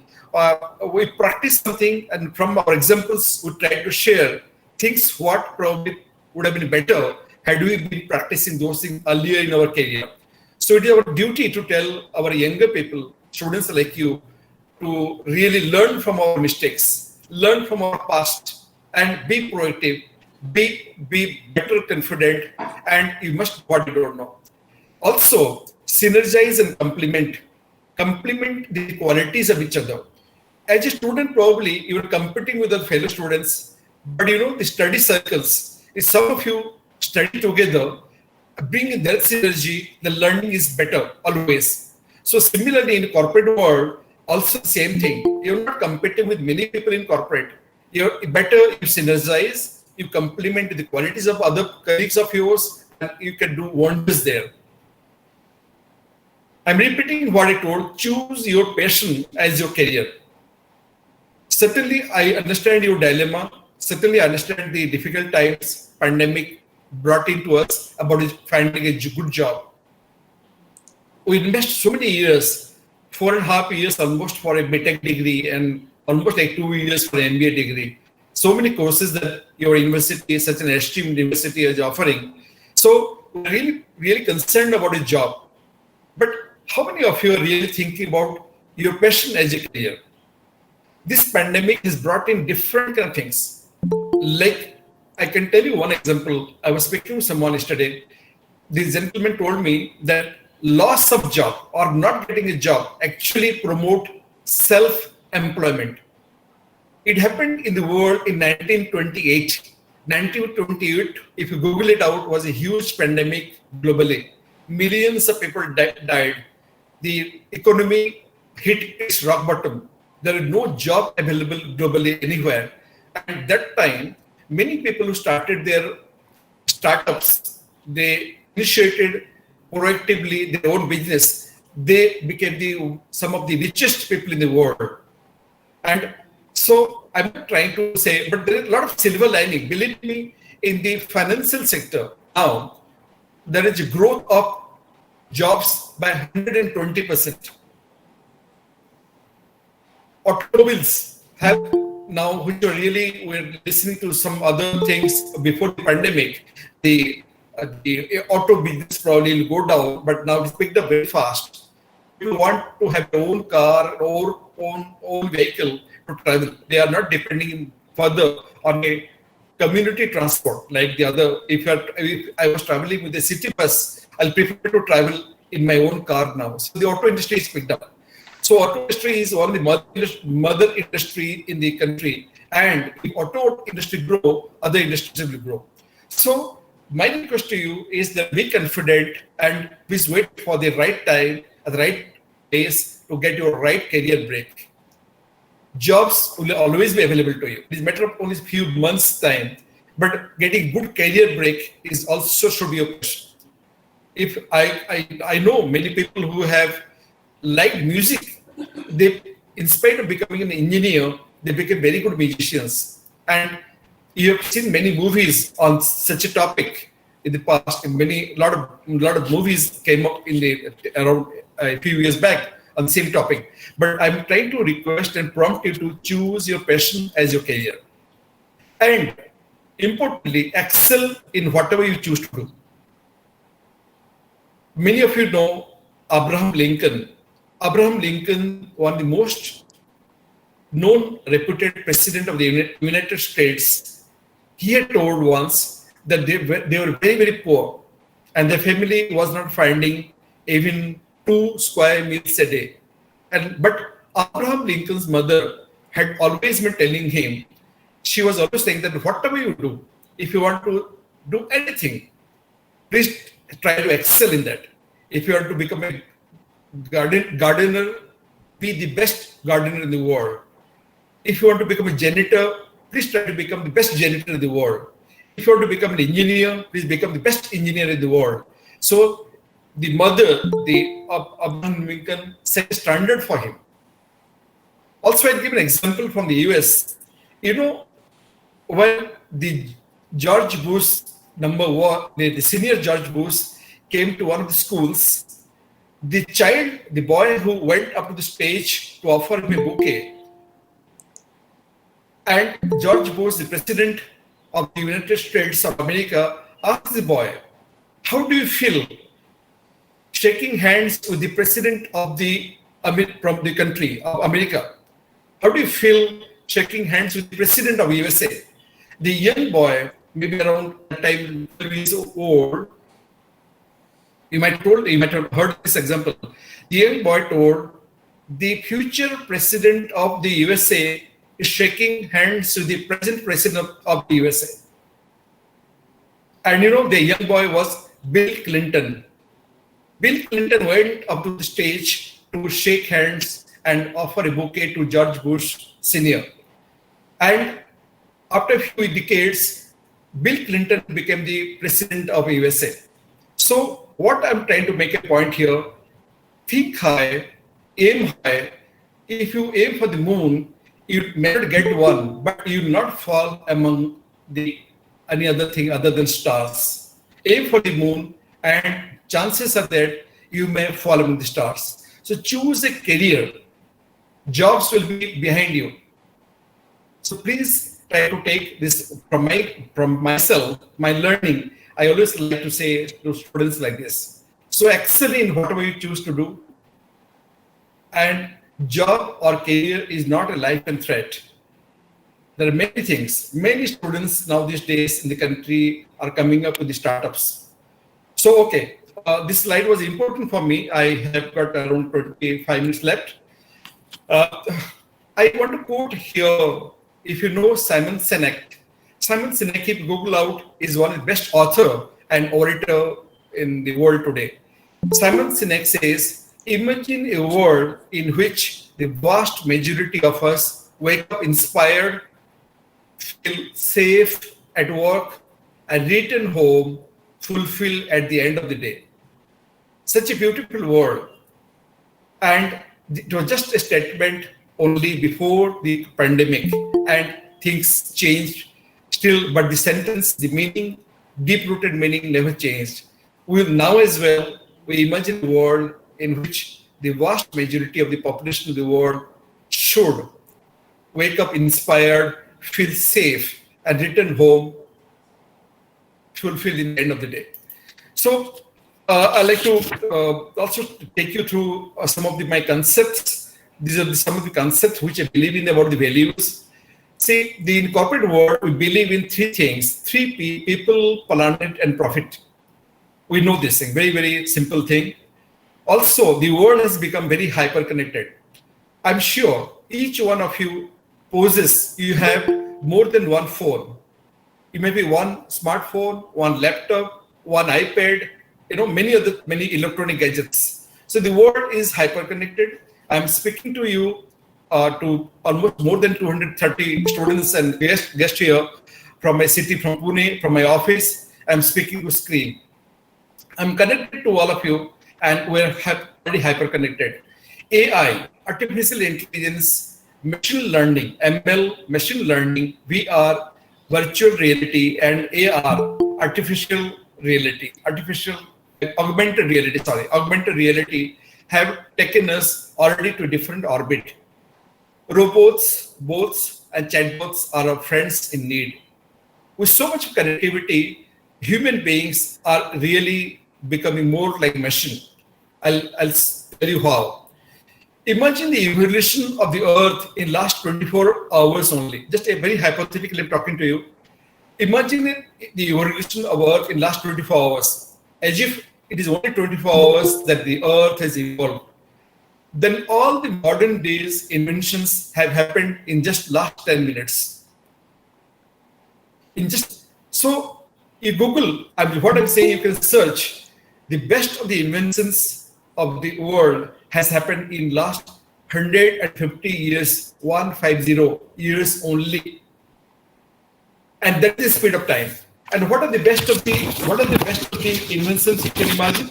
The best of the inventions are, if you again search, Google it out, and technologies, the technologies, be the technology be engineering, be the technology be health and medical, be the tech be space, computer, and many more similar ones. All the things have happened in last 150 years only. And when since the Earth is evolved, billions of years back. So the speed of time is very, very different. And I tell you I'll just name what are the inventions. Some of the inventions what we can relate are the airplane, steam engine, submarine, automobile, pharmacy, electricity, cinema, then is photography, telegraphy, computers, and of course our dear telephone. These are all the best inventions in the world which has happened in the last 150 years. So what I'm trying to make a point here is that if you want to really introspect, then you are left with very, very less time in our job and career. You have to become a lot of speed. I'll relate with an example again here.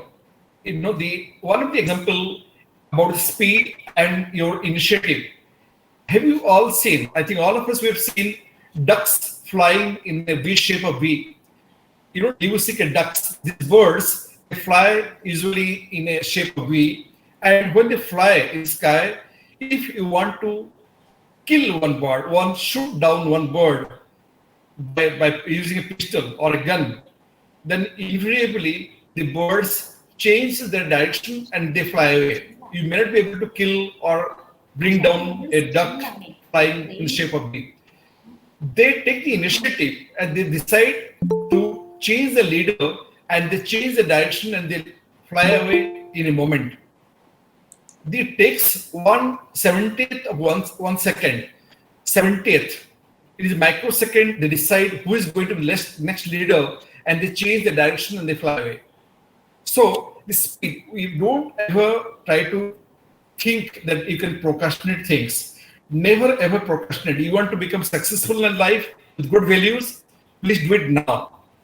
Please don't look for tomorrow and after tomorrow to decide your plan. Please finalize fast. And then this is the speed of time. For the positive time, I'm not talking about the example of Rhinoceros. Rhinoceros was actually a huge animal that the size of a small heel, it'll become an extinct because it was very, very slow. So let's try to become like a flying duck rather than a rhinoceros. Michio Kaku, who was an American theoretical physicist, is already alerting us about a traffic jam around the moon.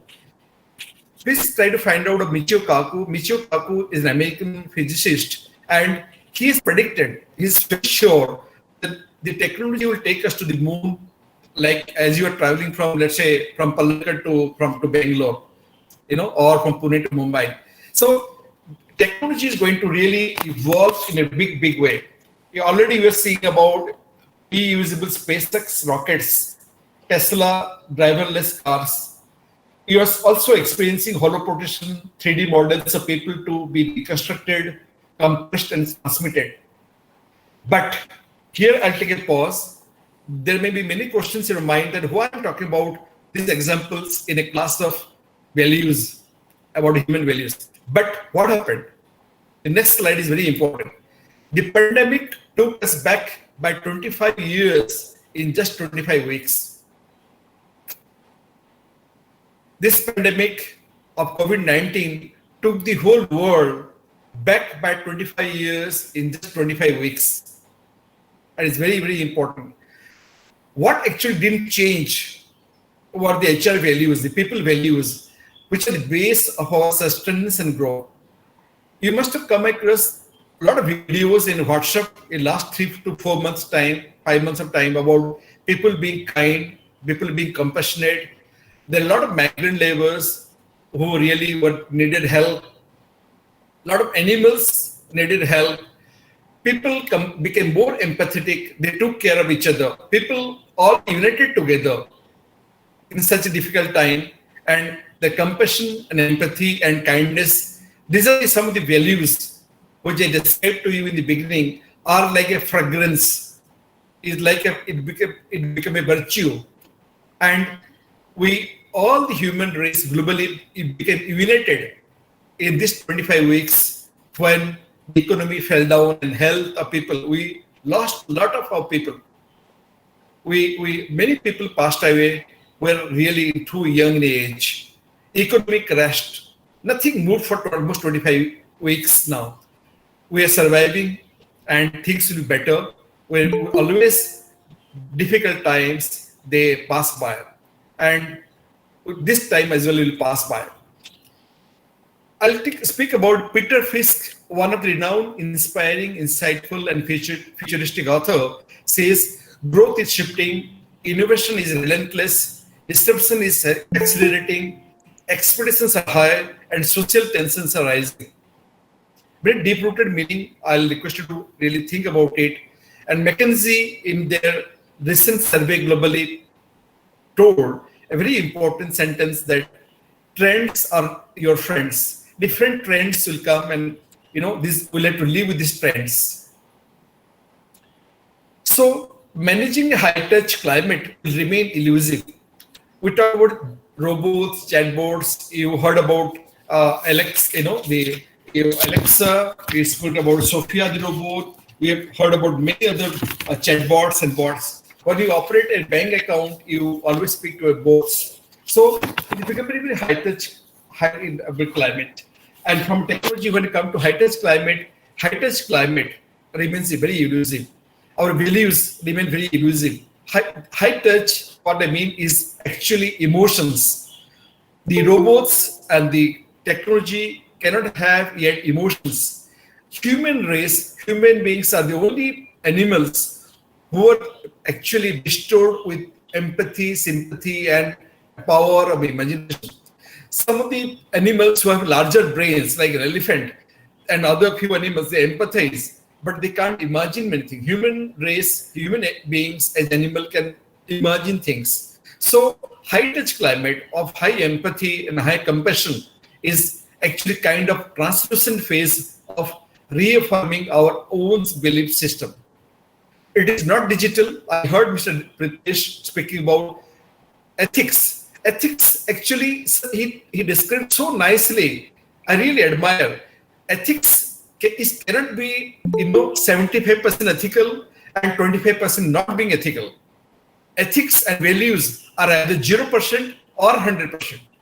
Can I say myself, I as Sadashif Party, I'm 28% not ethical. I'm a 72% ethical person, but I'm non-ethical to 28%. Can I say that? I can practice my values to 50%, but this value I can't practice for 50%. It's not like that. It's not a black and white.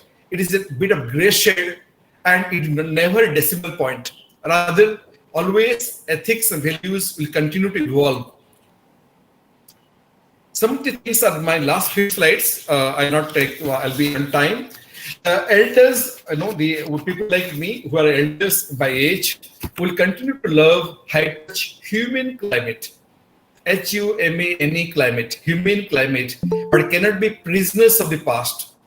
When you meet your grandparents, the grandparents usually have the tendency to describe their past achievements. And the child, as a child, probably many of us, we get disillusioned. We as seniors in corporate, we can't say that we did the best in the world in our career. You people are smarter than us, and you can always be doing a reverse mentoring. The theory of reverse mentoring is almost a decade old. It is the students who are going to teach the bosses or the managers in the corporate, and we're experiencing those things. Same time, younger people, Generation Z, will continue to aspire for a high-tech digital world, but cannot be gladiators of the future. You know the word gladiator, the Chinese prince. If you can relate this one to the story of the Chinese prince, you said that young, dynamic, restless, and highly aspirant student community cannot actually predict what is going to happen now. They cannot be gladiator of their future. This pandemic has really taught us a lot of good things. The seniors cannot be prisoners of the past, and the young managers cannot be gladiators of their future.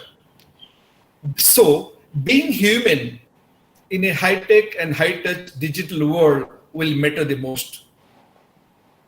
So when we speak about values, values are internal and innate. Same time, we cannot forget about the current circumstances of staying in a digital world. If you are not digital, almost now you are illiterate. You must know how to operate a few apps, a few languages in the computer. You must know how to coding, many things. So in the digital world, you have to also to become high touch, be compassionate, be ethical, be empathical, and all the things. That's what the being human means. High touch is not about only speaking good things in a polite tone, proximity, and knowing inside out in details. Instead, high touch actually a lot to do with the empathy, compassion, and kindness. Simon Sinek, again I'm quoting him, in one of his popular talks, you can find this video. Simon Sinek was describing about heart counts, HEART, heart count rather than head count. I found this video of Simon Sinek very, very learning. Please watch the video, hardly 3 to 4 minutes time, how we should really be very, very, full of empathy and compassion to our people in corporate. So as a student manager, I'll call you as a manager, as a student manager, you please realize that it is not always the head count matter, it is always also the heart count matters. So values, you look at your value. Please, I always tell my people in my company, try to become a good human being and your chances of becoming a good manager is very high. But first become a good manager, good human being. So this is what I mean to say when I speak about the heart count, not the head count. It is extremely important for us to internalize overall aspects of people culture, which is like a mirage, People culture, best culture in the best of the world, actually like mirage. Once you reach there, the mirage actually again goes back to the horizon. You again try to run toward the horizon, and the mirage, again the people culture shifts beyond your imagination. So in these 25 weeks, we experience the art and science of talent development, how to create good people around us. It is actually, and its base is always in the HR values. This is going to be my last slide, and I'm summarizing this one. And so the points we discussed, I shared with you till so far. Actually discover yourself, story of the Chinese plains, choose your passion as a career and be proactive. Spoke some examples about it, and don't lose time to chase your passion. Speed of time. We spoke about the example of the ducks. So do not procrastinate anything. Please try to achieve things in life early, as of yesterday. Don't wait for somebody to be telling you to achieve. Every day is actually lost time. The only thing one can't buy is time. Best of the best, richest people in the world, can they buy time? No, never. No one can buy time. So we're losing our each day. Please utilize your time. Please do not procrastinate in achieving career. This is one of the best values of life. Difficult times never last. Pandemic, COVID-19 took us back 25Y and 25W. 25 years where we went back globally in the world in just within 25 weeks. We talked also about the high-tech, hyper-connected world, how connected we are among the digital world, AI, VR, AR, how much we are digitized ourselves, but never leave your emotions and your high touch. Empathy and compassion were the best values of your life now. And pandemic has taught us very harsh way. So HR values actually are the expanding meaning of being human. If anybody asks me what are the HR values, I always describe that am I a good human being? If I ask myself, look at the mirror and tell myself that yes, this is what actually is, and I'm being human. So that is the best thing that I can do to myself. So with this, I'll close this my slides, and I'll always thank you for your attention and interest. And now, of course, I'm speaking to you through a media, but my wish and my request to Ms. Bindu, Dr. Mahadevan, is that I wish to come to your place once just to see your beautiful campus. I have seen a lot of your YouTube videos and your, the kind of greenery, the kind of campus you have. I think amazing. It's simply amazing. And rightly, your campus has been called as a heritage village. And so thank you so much for your attention and interest. I'll stop sharing here, and I'm available in my LinkedIn. You can always contact me through in this way. And I'll go back and I'll close.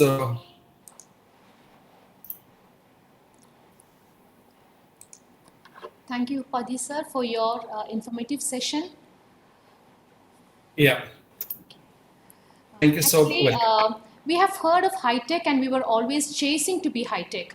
But I think in this rat race, we have lost touch with being human, or what are human values, or what is empathy. We have heard of empathy a lot. We know the definition of empathy, but we choose not to practice it because that is not getting us where we want to.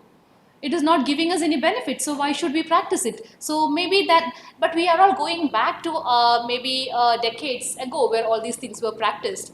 So that is where the relevance of these sessions are.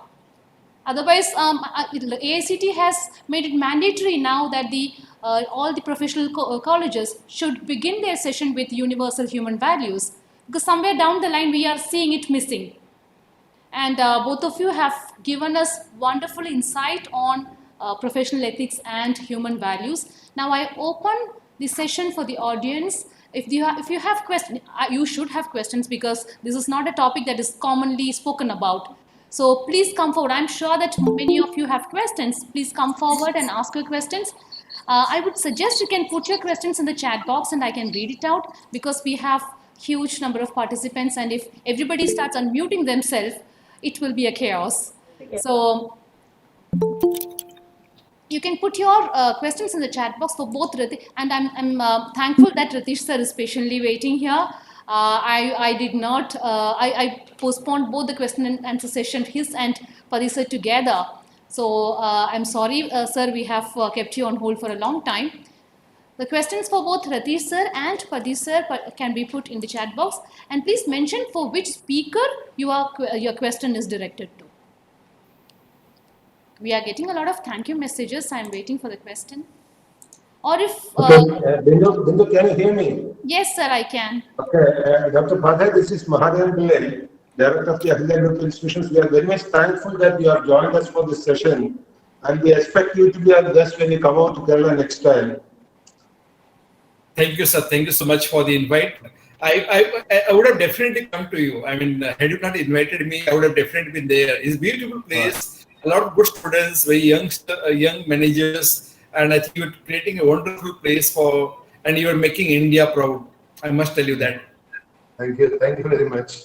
I'm thankful to my good friend, Engineer Radish also for sparing his time with us. So both of you have made a very good presentation to our large audience. And in addition to the people who have heard directly, so many people are seeing it on the YouTube live also. So I think it's being recorded and being on the YouTube, people can see it later also. Thank you very much. Now we can face the questions from the audience, I think. Thank you. Thank you, Mahadevan sir, for acknowledging our guests. We are still waiting for the questions. Sir, I have a question to Ratish sir. Okay, yeah. So there is a question from Saumeshri of Ahalya School of Engineering and Technology. This question is directed to Ratish sir. Sir, have you ever thought that technical knowledge can be considered superior to demonstrating ethics? So what she means is, like, if you have enough knowledge, do you really have to demonstrate ethics, or is it okay if you don't demonstrate ethics and you have all riches and positions with you? Okay, thank you for that question. See, whatever knowledge or intellectual capacity you have, ultimately everything should be for the benefit of the society. That is what ethics is saying, is it not? So even if you are able to achieve the highest of the technical knowledge, everything should be, the benefit should be going to the society. So you gather more so that you can give more to the society. So that way, always, okay, the technical know-how that you are adding to your profession is always helpful to the society if you are ethical. If not, what happens? Whatever amount of knowledge, there was a famous quoting by knowledge without ethics is dreadful. No. So it's always good you are acquiring knowledge, but without ethics, it doesn't make any sense. Thank you, sir. Hope that has answered. Hope that you have answered her question. And there is another question for Ratish sir. Why are the regulatory notes, that is the terms and conditions of the preambles, are not put open?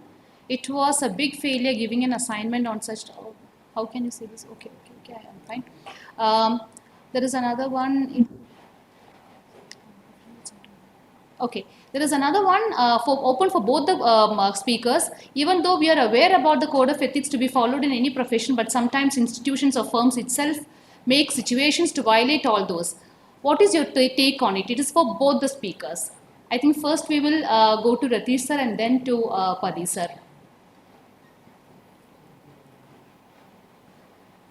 Ratish sir, can you hear me?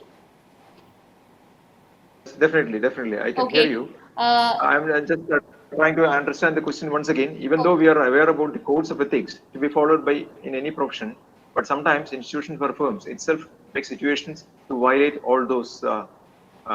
What is your take on it? Okay, see, sometimes this may happen. Like maybe if it is a company or if you're working in an education institution, people are or industry corners are there, which may force you to violate those things. Okay, but what is important is with your value system, you can always be independent. Okay, worst come worst, I told you that may result in some kind of displeasure or some kind of transfer or some kind of posting in significant posting or all those things. But it is always you can always be proud that okay, for the sake of your self-respect, for the sake of your value system, for the sake of your own dignity, you are sacrificing. That gives you the enough strength. So if you have got that, then okay, people may not sometimes even attempt to do that also, because even if that you're transferring that fellow, you will go there. So let us not do that, because such kind of vested interest can always happen in the society. Okay, the institutions sometimes have a very nice all those code of ethics and everything. Sometimes maybe for the sake of their corporate interest or whatever, sometimes they may force you. But the thing is that you can always try to defer. Sometimes you may have to quit the job also. Sometimes. Okay. So if you honor or respect your value system and ethics, then okay, you have to pay a price. Like rightly pointed out by Dr. Pade, you cannot be 20% unethical and 80% ethical. No, there is no such thing. You always have to continue with your singular policy of being ethical. For which you may have to sometimes give a price. Okay. Thank you, sir. And Hingston Saviour's question over to you, Padi, sir. The same question, it's open to both of you, and maybe we would like to hear your take also on that. Exactly. Like I was telling earlier, I completely agree with this. My only additional point will be ethics is actually virtue, and whatever circumstances we sail through, difficult time, and even also if someone is asked to or instructed to follow an unethical path, it depends upon the situation, circumstances, but entirely on the person who actually instructed to follow an unethical path. Unethical path is actually that those things they can never exist. The truth will prevail in a day, in a week, in a month, or in a year. Things We are unable to hear you. Your voice is breaking, sir. I think there's something else is happening. Somebody has kept his mic. I think Okay, Ashraf Ali, if you can mute yourself, I think sure. able to hear. Yeah, I'll mute from my side. Yeah. So what I'm trying to say, the truth prevails always. Ethics prevail always.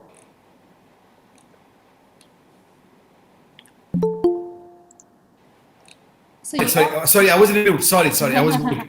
My mistake. Okay.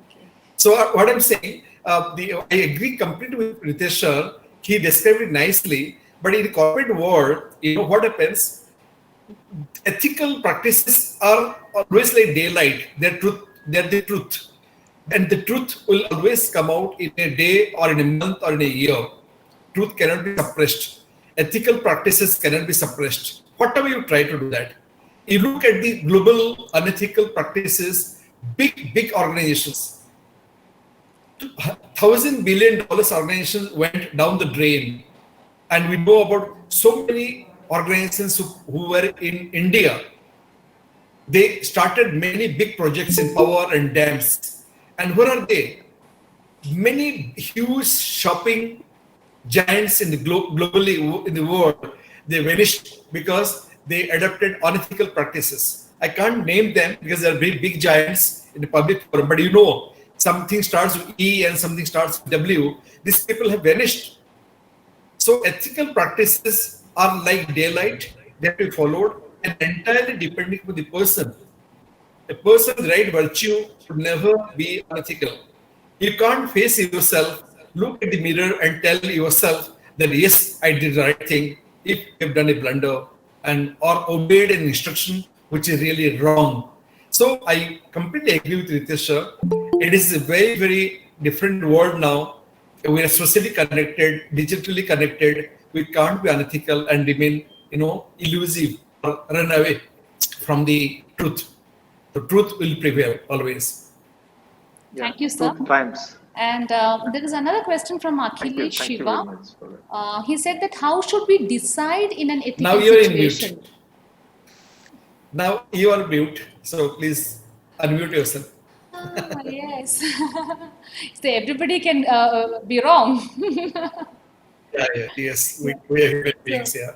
How should Akhilesh Shiva has asked, how should we decide in an ethical situation? He has not mentioned which speaker he has directed this question to.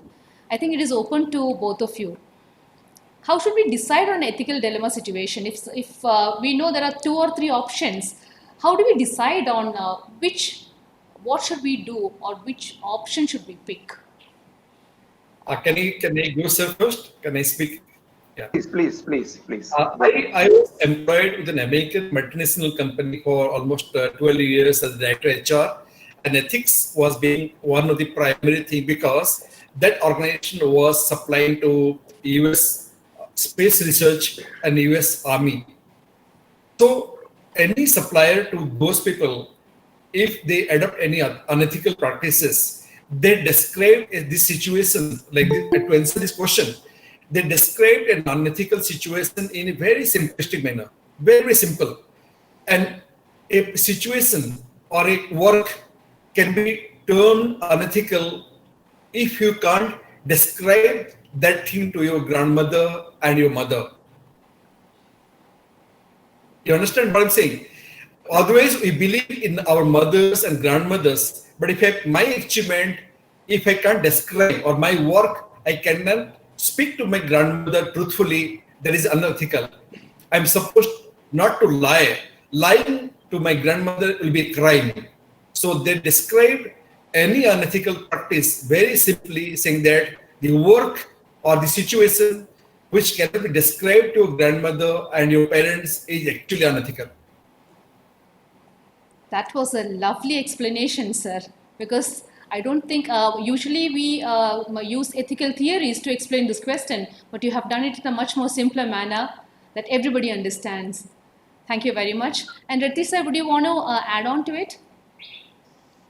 Okay, for those people who are familiar to the typical problem solving and all, as I pointed in my session, you can use, there can be ethical dilemmas happening. You can use all these theories and maybe come up with some alternative solutions. Okay, next what you can do is you can weigh the pros and cons of those decisions. And then, even then, if you are not satisfied, you can always consult some good seniors or your gurus who may be of help.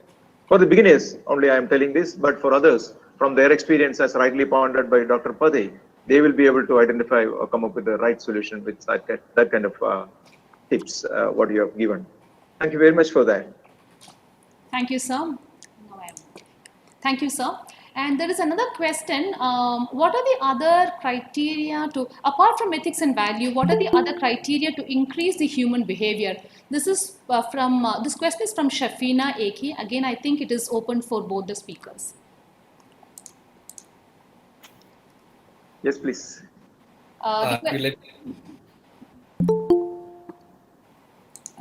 Yes, sir, please go ahead. What are the other criteria to increase, apart from ethics and values, what are the other criteria to increase the human behavior? Can I see, the human behavior is always contextual. I behave in a way depending upon the context.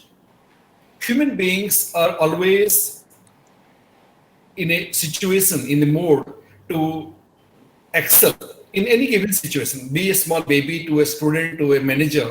We always try to become popular. We always try to become the right person in the context. So behavior are contextual. So beyond ethics and values, one has to realize oneself that whatever am I doing for the benefit of others and myself, is this the right thing I'm doing? If I give an example again, if I spend my time among the good students, the brilliant of the students in the class, if I spend my time with them, the chances are very high that I also can follow, I also can become a brilliant student in a few months of time.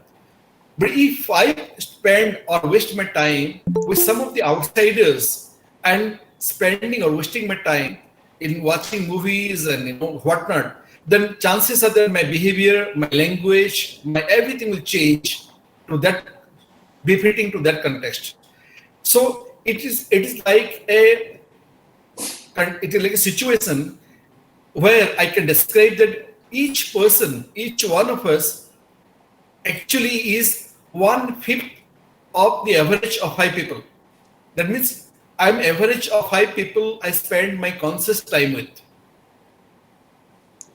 You understand what I'm saying? I'm the 1/5 of the behavior of the people I spend maximum of my conscious time.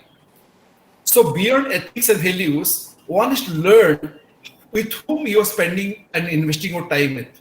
And behavior are definitely going to be influenced by that context. You can experiment it out. You can go to a bus stand, you can go to a rickshaw stand, spend 2 hours with them, and definitely your language and behavior will get influenced in the situation. You go to library, you spend some time with the bright students who are studying hard, and chances are very high that your behavior will be like those students for a few hours at least. We can't change our behavior. We can learn behavior by practice only. I hope I replied to the question. Yes, sir. Thank you very much, sir. And Rati sir, what is your take on that, sir? Yes, nothing else to add. See, your environment and your circle, everything influences your good behavior. And the key principle is that, okay, if you feel these things are not acceptable or nice to me, don't do that. And be good at whatever you're doing. Then your behavior will be always constantly improving. Try to be in a good circle. But definitely, I told you, whatever values I have is because of the exposure to good parents, teachers, friends, and relatives who have contributed the formation of my character. Okay, now nothing can influence me. And as age continues, what happens is that you will be earning a lot of wisdom. So you are on. Or nothing. Okay, no ethical confusion or dilemma will be there. The solution will be straight away coming to you. Likewise, in your behavior also, once you get exposure to the right kind of environment and people, then that adds value to you day by day. Okay, that's all. Thank you very much. Thank you, sir. And it's actually you are as good as the people you surround yourself with. Yeah. So Exactly. surround yourself with people who practice ethics, and then you will become that. Thank you, sir. And there is another question. I know this is a kind of an HR-related question. How can we justify job losses in the pandemic, and who is it to be blamed? I think it is directly for Padi, sir. Yeah, I found it. I was waiting for such a question because, say, whenever you're trying to speak about such important topic, but what bothers the students and bothers the community, we must be mindful of. Because as a student, we also are not very sure whether I'm going to get a good break or get a good job. If I get a good job, then if I lose it. And to answer to it, I have a very simple reply. Still, loss of job in India is like capital punishment. My family members won't realize that why did I lose my job? People in the society who had to stay, my relatives will always feel that I have done something wrong in my company, my organization, hence I lost my job. Even though I try to prove myself that I'm innocent, but society will not look at me as a very innocent person because simply I lost my job, whatever the reason may be. This is the kind of Indian culture that we have been living with. We are not like Western community or the Southeast Asia where there's pink slip and there's a social security. So the emotions behind these questions actually is something different. Probably I'm listening to what he has not asked directly. He said that why at all people should lose job and who is actually separating them. I give again an example from my company. The moment the pandemic hit and our business affected, I spoke to my MD and my chairman very simply that if anyone to be separated, to be going out from my company, it has to be me first. I'll first go out. I'll put my paper down, and because you will save more money by separating me rather than any poor fellow down the line. So not a single person will lose job in this pandemic. This is my personal values and ethics, and that was well respected. And probably we didn't get our increment and etc. But we never separated a single even labor or even single senior person. The leader has to take the bullet on the chest. The captain of the ship has to first get himself, he has to ensure that people are safe. And then captain of the ship has to go down the ocean. He'll sacrifice the life. So it depends on the culture and the person who is at the apex of the affair about separating the so when the job losses happen, it is the management, it's senior people in the organization who are responsible for the job losses. It's not this thing. So I recommend you to watch the video from Simon Sinek when he says people, in order to earn their fat bonus and incentive, sacrifice people. Better they sacrifice their incentive rather to retain their people, but they do not do that. So to answer straight, it's the management of the organization, senior people are responsible for the job losses. I hope I replied. Yes, so you have replied, and then I think similar question was running in many minds. Many have lost jobs, and there was, so, like as you said, there were their promotions, their pay hike, everything is at stake. So this has answered most of our confusions, and then you cannot blame the management also for this, because the situation is such that it will take some time for everyone to stand on their feet. So I think like us, even management is also facing their problems. So thank you for answering that question. And here there is another question from Kiran Ravindran. He has asked, why is the whistleblower system in India not as strong as in the US? Is that why people are not confident to bring out issues in Indian companies? Or it is just that companies are not willing to? This is for both of you, sir. I think we have whistleblower system is quite dull in both the sectors, in public sector and private sector. It does not happen. People who have money and authority decides or dictates what has to be done. It is not, and we want to know, will it ever come in India? This question is open to both of you. So probably you can start, Dr. Pade, with the private sector. Then I will supplement with my answer on the public sector. See, private sectors and multinational companies, we do have ethics hotline, whistleblowers policy, whistleblower posters, whistleblower, the anonymous links that people can report, and many things that which goes anonymous to report about anything unethical that is happening. To answer the question that why it is not happening in India compared to other countries, actually is partially true and partially untrue, because in many of the good companies, have you seen some of the best of the successful companies in the country? They are not into the businesses of tobacco, alcohol, etc. They've been there for almost more than 100 years or 150 years. Some big names, they rather suffer, but they will not enter the business of alcohol, tobacco, other things like that. So it is in the culture, it is in the air. So you don't really need showcasing the ethical hotlines and whistleblower posters. I was employed in the American MNC where I used to really click the picture. I had to take a picture of the whistleblower poster every month. That all the posters have been displayed throughout the offices and factories, and they were requiring the documental evidences that if you display the whistleblower poster, that time what will happen that you are following a really good ethical practice and everything is hunky-dory.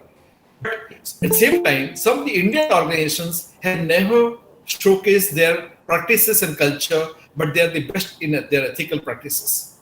So, you know the names. Some of the very old houses in the country who are the 5th or 6th generations, they remain very ethical. There is no need for actually showing what they do.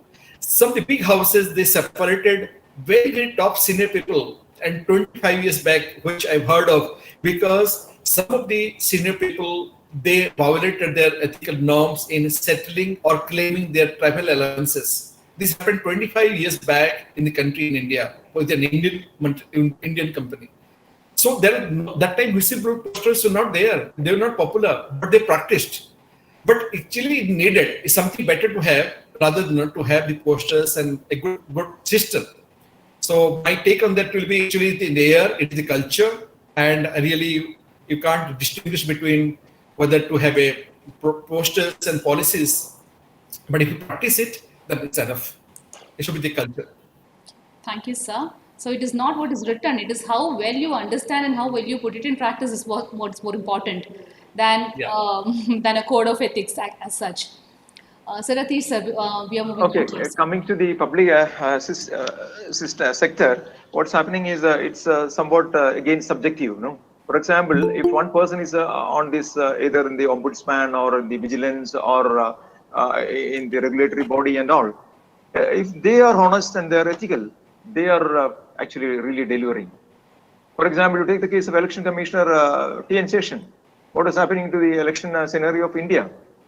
And in the case of Kerala Vigilance, the Dr. Engineer Mannadiyar, he was actually a terror to all those people who were doing unethical practices. So that is somewhat again subjective. And again, what is happening is whatever deterioration has happened in the society is happening to these kind of people also. Further, the posting is again made sometimes political, or the political bosses are appointing them. Either the ombudsman or the central vigilance commissioner or the election commissioner or even the justice, all those things. So what happens then? See, these people, because of the poor value system, may be compromising, or the whistle is not blown at all. So all those things are happening in the private sector. I think there should be very, very stringent selection procedures, and people with value and character only should be in such places, which will definitely make a difference and can be as strong and robust as even better than US. Okay. Thank you, sir. And I think the younger generation who are here will be able to bring about change. Whatever the previous generation has forgotten, I think these people will practice and make our country a better place to live. And I still love my country. I think it should be a little more better so that it gives equal opportunity for everyone. And let me see if there are any more questions. The feedback form has already been shared in the chat box. Deepti K has a question. Can economic policy conducted in accordance with the principles of ethics and high moral standards be the basis for country's economic success? So it just, Deepti wanted to know if economic policies can make a difference, and if it is done in an ethical manner, will that affect the country's economic success? Policies, if done in an ethical manner. I think it is open for both. She has not mentioned who it is directed to. Yes, it is for both the speakers, from the corporate side, please. Yeah, it's a very good question, and with a very deep and large meaning. And I compliment Deepti for asking this question. The question is very simple and straight. Can economic policy conducted in accordance with the principles of ethics and high moral be the basis for country's economic success? And then how? I think we need to have conducted another webinar to answer this question. It's a very, very deep question. Deepti, please pardon me for what I'm saying, but you can always connect. See, we're speaking about the very basic mundane ethics that are starting in our own, with ourselves and the society. We're a very large country of 1.2 billion people, and human minds are very dynamic. So this should be an ideal situations are many, but it doesn't. The statistics prove that there are diverse opinion about the same. So my personal take from the corporate side will be that if we look at ourselves first, we make our own place, like again I'm repeating, fragrant with ethical behavior, there is enough for us. Many people are there to take care of the country's economy, and we're very small fry, but we make a difference. In a dark room, a candle light makes a difference. So can I be candlelight for my own situation, my own context, to become a real good ethical practitioner to change my own economy first. So if I can create hundreds and thousands of Deeptis, I think situation will change, situation will improve. So maybe we can connect later about this, because many people are leaving now, so I think we'll discuss about it. Thank you, sir. And Ratish, sir, would you like to add on to this question? Okay, my answer to this is, of course, it's always possible for a country to go by ethical means and to see that, okay, the country is economically developing. There are empty number of ways and means to do that. Of course, that depends on the political leaders and the planners who are doing that. But enough to do. So kindly look at this question in a different session, because a lot of things to be discussed more. But it's on the outside, it's possible straight away. Okay, if there is a will, there is a way. Yeah, absolutely. Thank you. And there are a few more questions in this, but it's already 6:30. I'm sure that both the speakers have other assignments also. I know that you have other meetings coming up, which is scheduled already for the day. I'll take one more question from this, and then we can move on to the vote of thanks. Just a moment, sir. So there is a question from Mr. Prakash Nair. He asked, does organization culture differ with the CEO culture in the organization? There are many more questions, but then I think we will stop with this. Yeah. I think, yes, is question to me probably? Is it so? Yes, please. I think it is mainly directed to you, sir. I give a very crisp reply, again, which can be remembered and recollected afterwards. Like the CEO or the MD of the organization actually is like a parent of the home, of a clan. And many times what happens as children, we follow the elders and we always try to learn. We learn from our parents, we learn from our school teacher, we learn from our professors, then we learn from our first boss, the manager with whom I worked first in my life and career. So this kind of things, or the culture, I tend to believe the more and more we get educated, the more and more we are made to realize by seniors what not to do. Always parents guide the child, the teachers guide the child, the bosses guide the child, the professors guide the student, what not to do. But it depends upon us what to do. I must learn what to do. There's a big difference between what not to do and what to do. My personal culture, my personal behavior, and where I can contribute to the culture of the organization. Culture is a very, very abstract thing. You and me, we make a culture. How we behave, how we respond to a telephone to an outsider. Let's say parent is calling to the reception of Ahalya University. How she is responding to the parent, this child is not very well or sick somewhere. That is a part of culture. That is culture. Culture is nothing very, very abstract. How I respond to my customers in my behavior, in my own, whether I work my talk. So these kind of things actually make a culture. So to come to the question state, CEO, actually the way they behave actually influences many ways to the culture. But I also tell you that if the CEO is the head of the organization, there is the HEAD, head of the organization, the HR head is the heart of the organization. The HR head is the mirror to the CEO. The HR is like a motherly figure supporting the parent in all the difficult times. So I'm not saying the only HR manager, I'm saying all of us are HR managers. Any senior person, head of departments are the real HR heads. HR department is actually only a facilitator, nothing else. All of us, all our professors, we are the HR. We are the people who create a culture. So CEO influences us, but we are there to support the CEO or go and guide the CEO, make the CEO learn about the culture. So depends upon the circumstances. So, but to reply, yes, the CEO defines the culture of the organization in very large extent. Thank you, sir. Okay. And Ratish, sir, in public sector, who actually can bring about change in such a context? Okay. Yes, definitely. I fully agree with Dr. Padey, because there is a famous saying that, okay, the leader is one who knows the way, shows the way, goes the way and shows the way.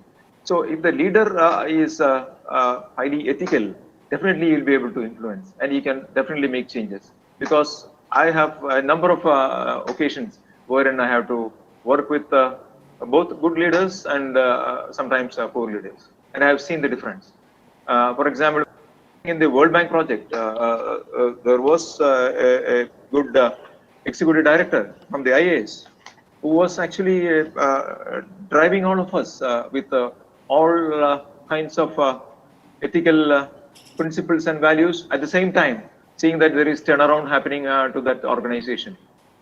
Okay, and the other way around also I have seen people without values, somehow they are coming to the top and leading us in the wrong way.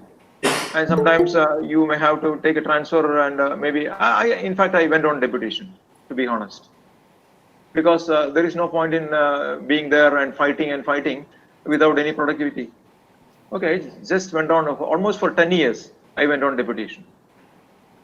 Okay, one can say that, okay, it is escapism.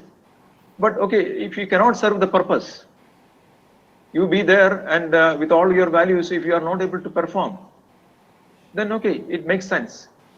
Like quitting your job. Okay, since I was in the government service, I was able to find a deputation. So always the leader can influence and definitely make a lot of changes in the organization. Thank you, sir. I think more than the PowerPoints and all that, this question answer session has given life to our seminar. Thank you, both of you, for sharing this your personal experiences with us. And now I will move on to the vote of thanks. I request Jitin Pulikot, a student of Ahalya School of Management, to come forward and propose the vote of thanks. Jitin, are you here? Jitin, Yes, ma'am. Yes, ma'am. Yeah, Yeah. please go ahead. Okay. Thank you, ma'am. Ladies and gentlemen, all students, respected lecturers, professors, and all staffs, a very good evening to all. It gives an immense pleasure for me to deliver the vote of thanks for the national online seminar conducted on the topic and to all dignitaries on professional ethics and HR values. I would like to thank our chief guest, firstly, Mr. S. Ratish, former Chief Engineer, Kerala Water Authority, who had shared his wonderful experiences and thoughts and takes on professional ethics. And then Dr. Sadish Pade, CHRO and VP, HR and IT, Kirloskar Company Limited, Pneumatic Company Limited, on sharing his insights on career approach and all those wonderful stories what he has shared with us. And his topic was on the new normal in talent development, high tech and high touch. Okay, and it was followed by a wonderful question and answers. And nextly, I would like to thank our beloved people from Ahalya group of academic institutions. Firstly, Dr. P.R. Mahadan Pillai, our beloved director, Ahalya's group of academic institutions. Then Principal, Ahalya School of Engineering and Technology. Then Dr. Krishna Kumar Kishore, Assistant Director, Ahalya Group of Institutions. Then Mr. Sri Kumar, HR Manager, Ahalya Group of Academic Institutions. He's the key person. Without him, this seminar wouldn't have been possible. He's the person responsible for connecting us with Dr. Sadashiv Padi. And then the students and faculty of Ahalya Group of Academic Institutions, IT department for providing technical support in hosting this session, Ahalya Group, and operation manager and all staff who rendered their support, Ahalya Group. A special thanks to IT and operations department, Ahalya Group of Academic Institutions, for their technical and all other supports. All participants who have joined in Google Meet and who are watching in YouTube Live, and all volunteers, coordinators, and last but not least, the audience, our beloved audience, for making this online seminar a very grand success. Once again, I thank one and all present here. Thank you. Have a great evening and stay blessed.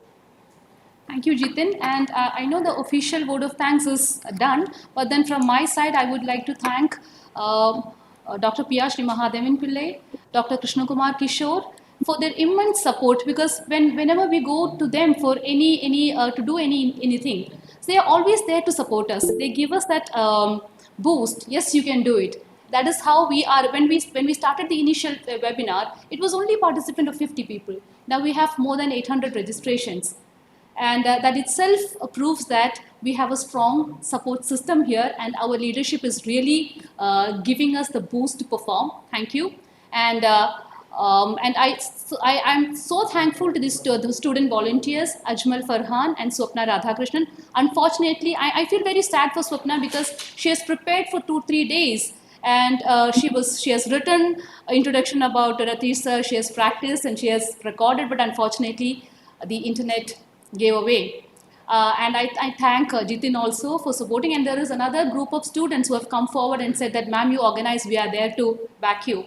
And all the faculty members and students of Ahalya Group of Academic Institutions for their immense support in all the activities that we have conducted till now, and looking forward for your continuing support. Thank you very much, and my heartfelt thanks to Sadaship sir and Ratish sir for taking your time to come here and speak to our students and us.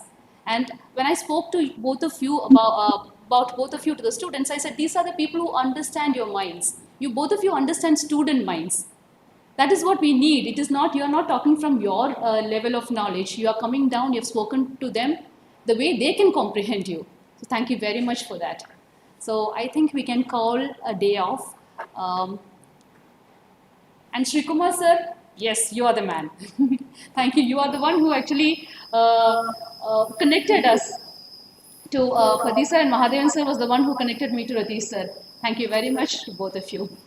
Thank you. Oh yes, yes. Yeah, on a personal note, I think Padi Sahab spoke to us about the speed of time. You know what he has done, the research have done is they've compressed 34, 40 years of experience into 2 hours. So let's all be grateful for that. And it's not easy, let me tell you, giving such simple, complex ideas in a simple way. Okay, so and Padi Sahab, the moment I called him, I asked him, he said, when you ask me, can I refuse? So that is how humble he is, so he's reached such a high position. So I'm really grateful, Padi Sahab, for joining us today, and we made it really enjoyable. And it was really terrific, I tell you. Thanks a lot. Thank you so much. Thank you so much. And you certainly, I can't say no to you, so I had to say yes. And it's been and I give the opportunity for me to really know many things. I heard about such a beautiful session about ethics and the way you all coordinated this beautiful, large institution. That's why I say you all are making India proud. All of you. Thank you so much. Thank you, Yes, sir. thank you. Thank you, Akhila, for the great initiative that we have done by dissemination of this kind of knowledge to the budding engineers.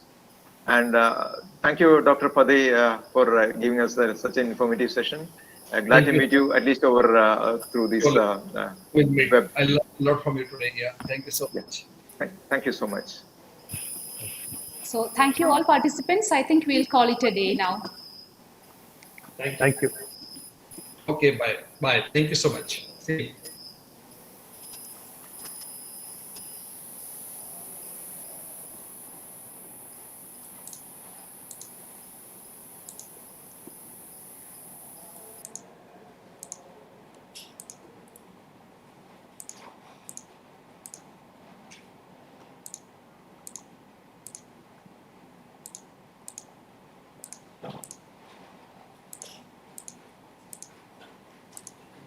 എല്ലാവരും ഒന്ന് delete ഇതാക്കട്ടെ, അല്ലെങ്കിൽ ഇവരൊക്കെ ഇവിടെ on ചെയ്തിട്ട് പോയിട്ടുണ്ടാവുകയെ. അപ്പൊ നമ്മളിത് stop ചെയ്തോളൂ.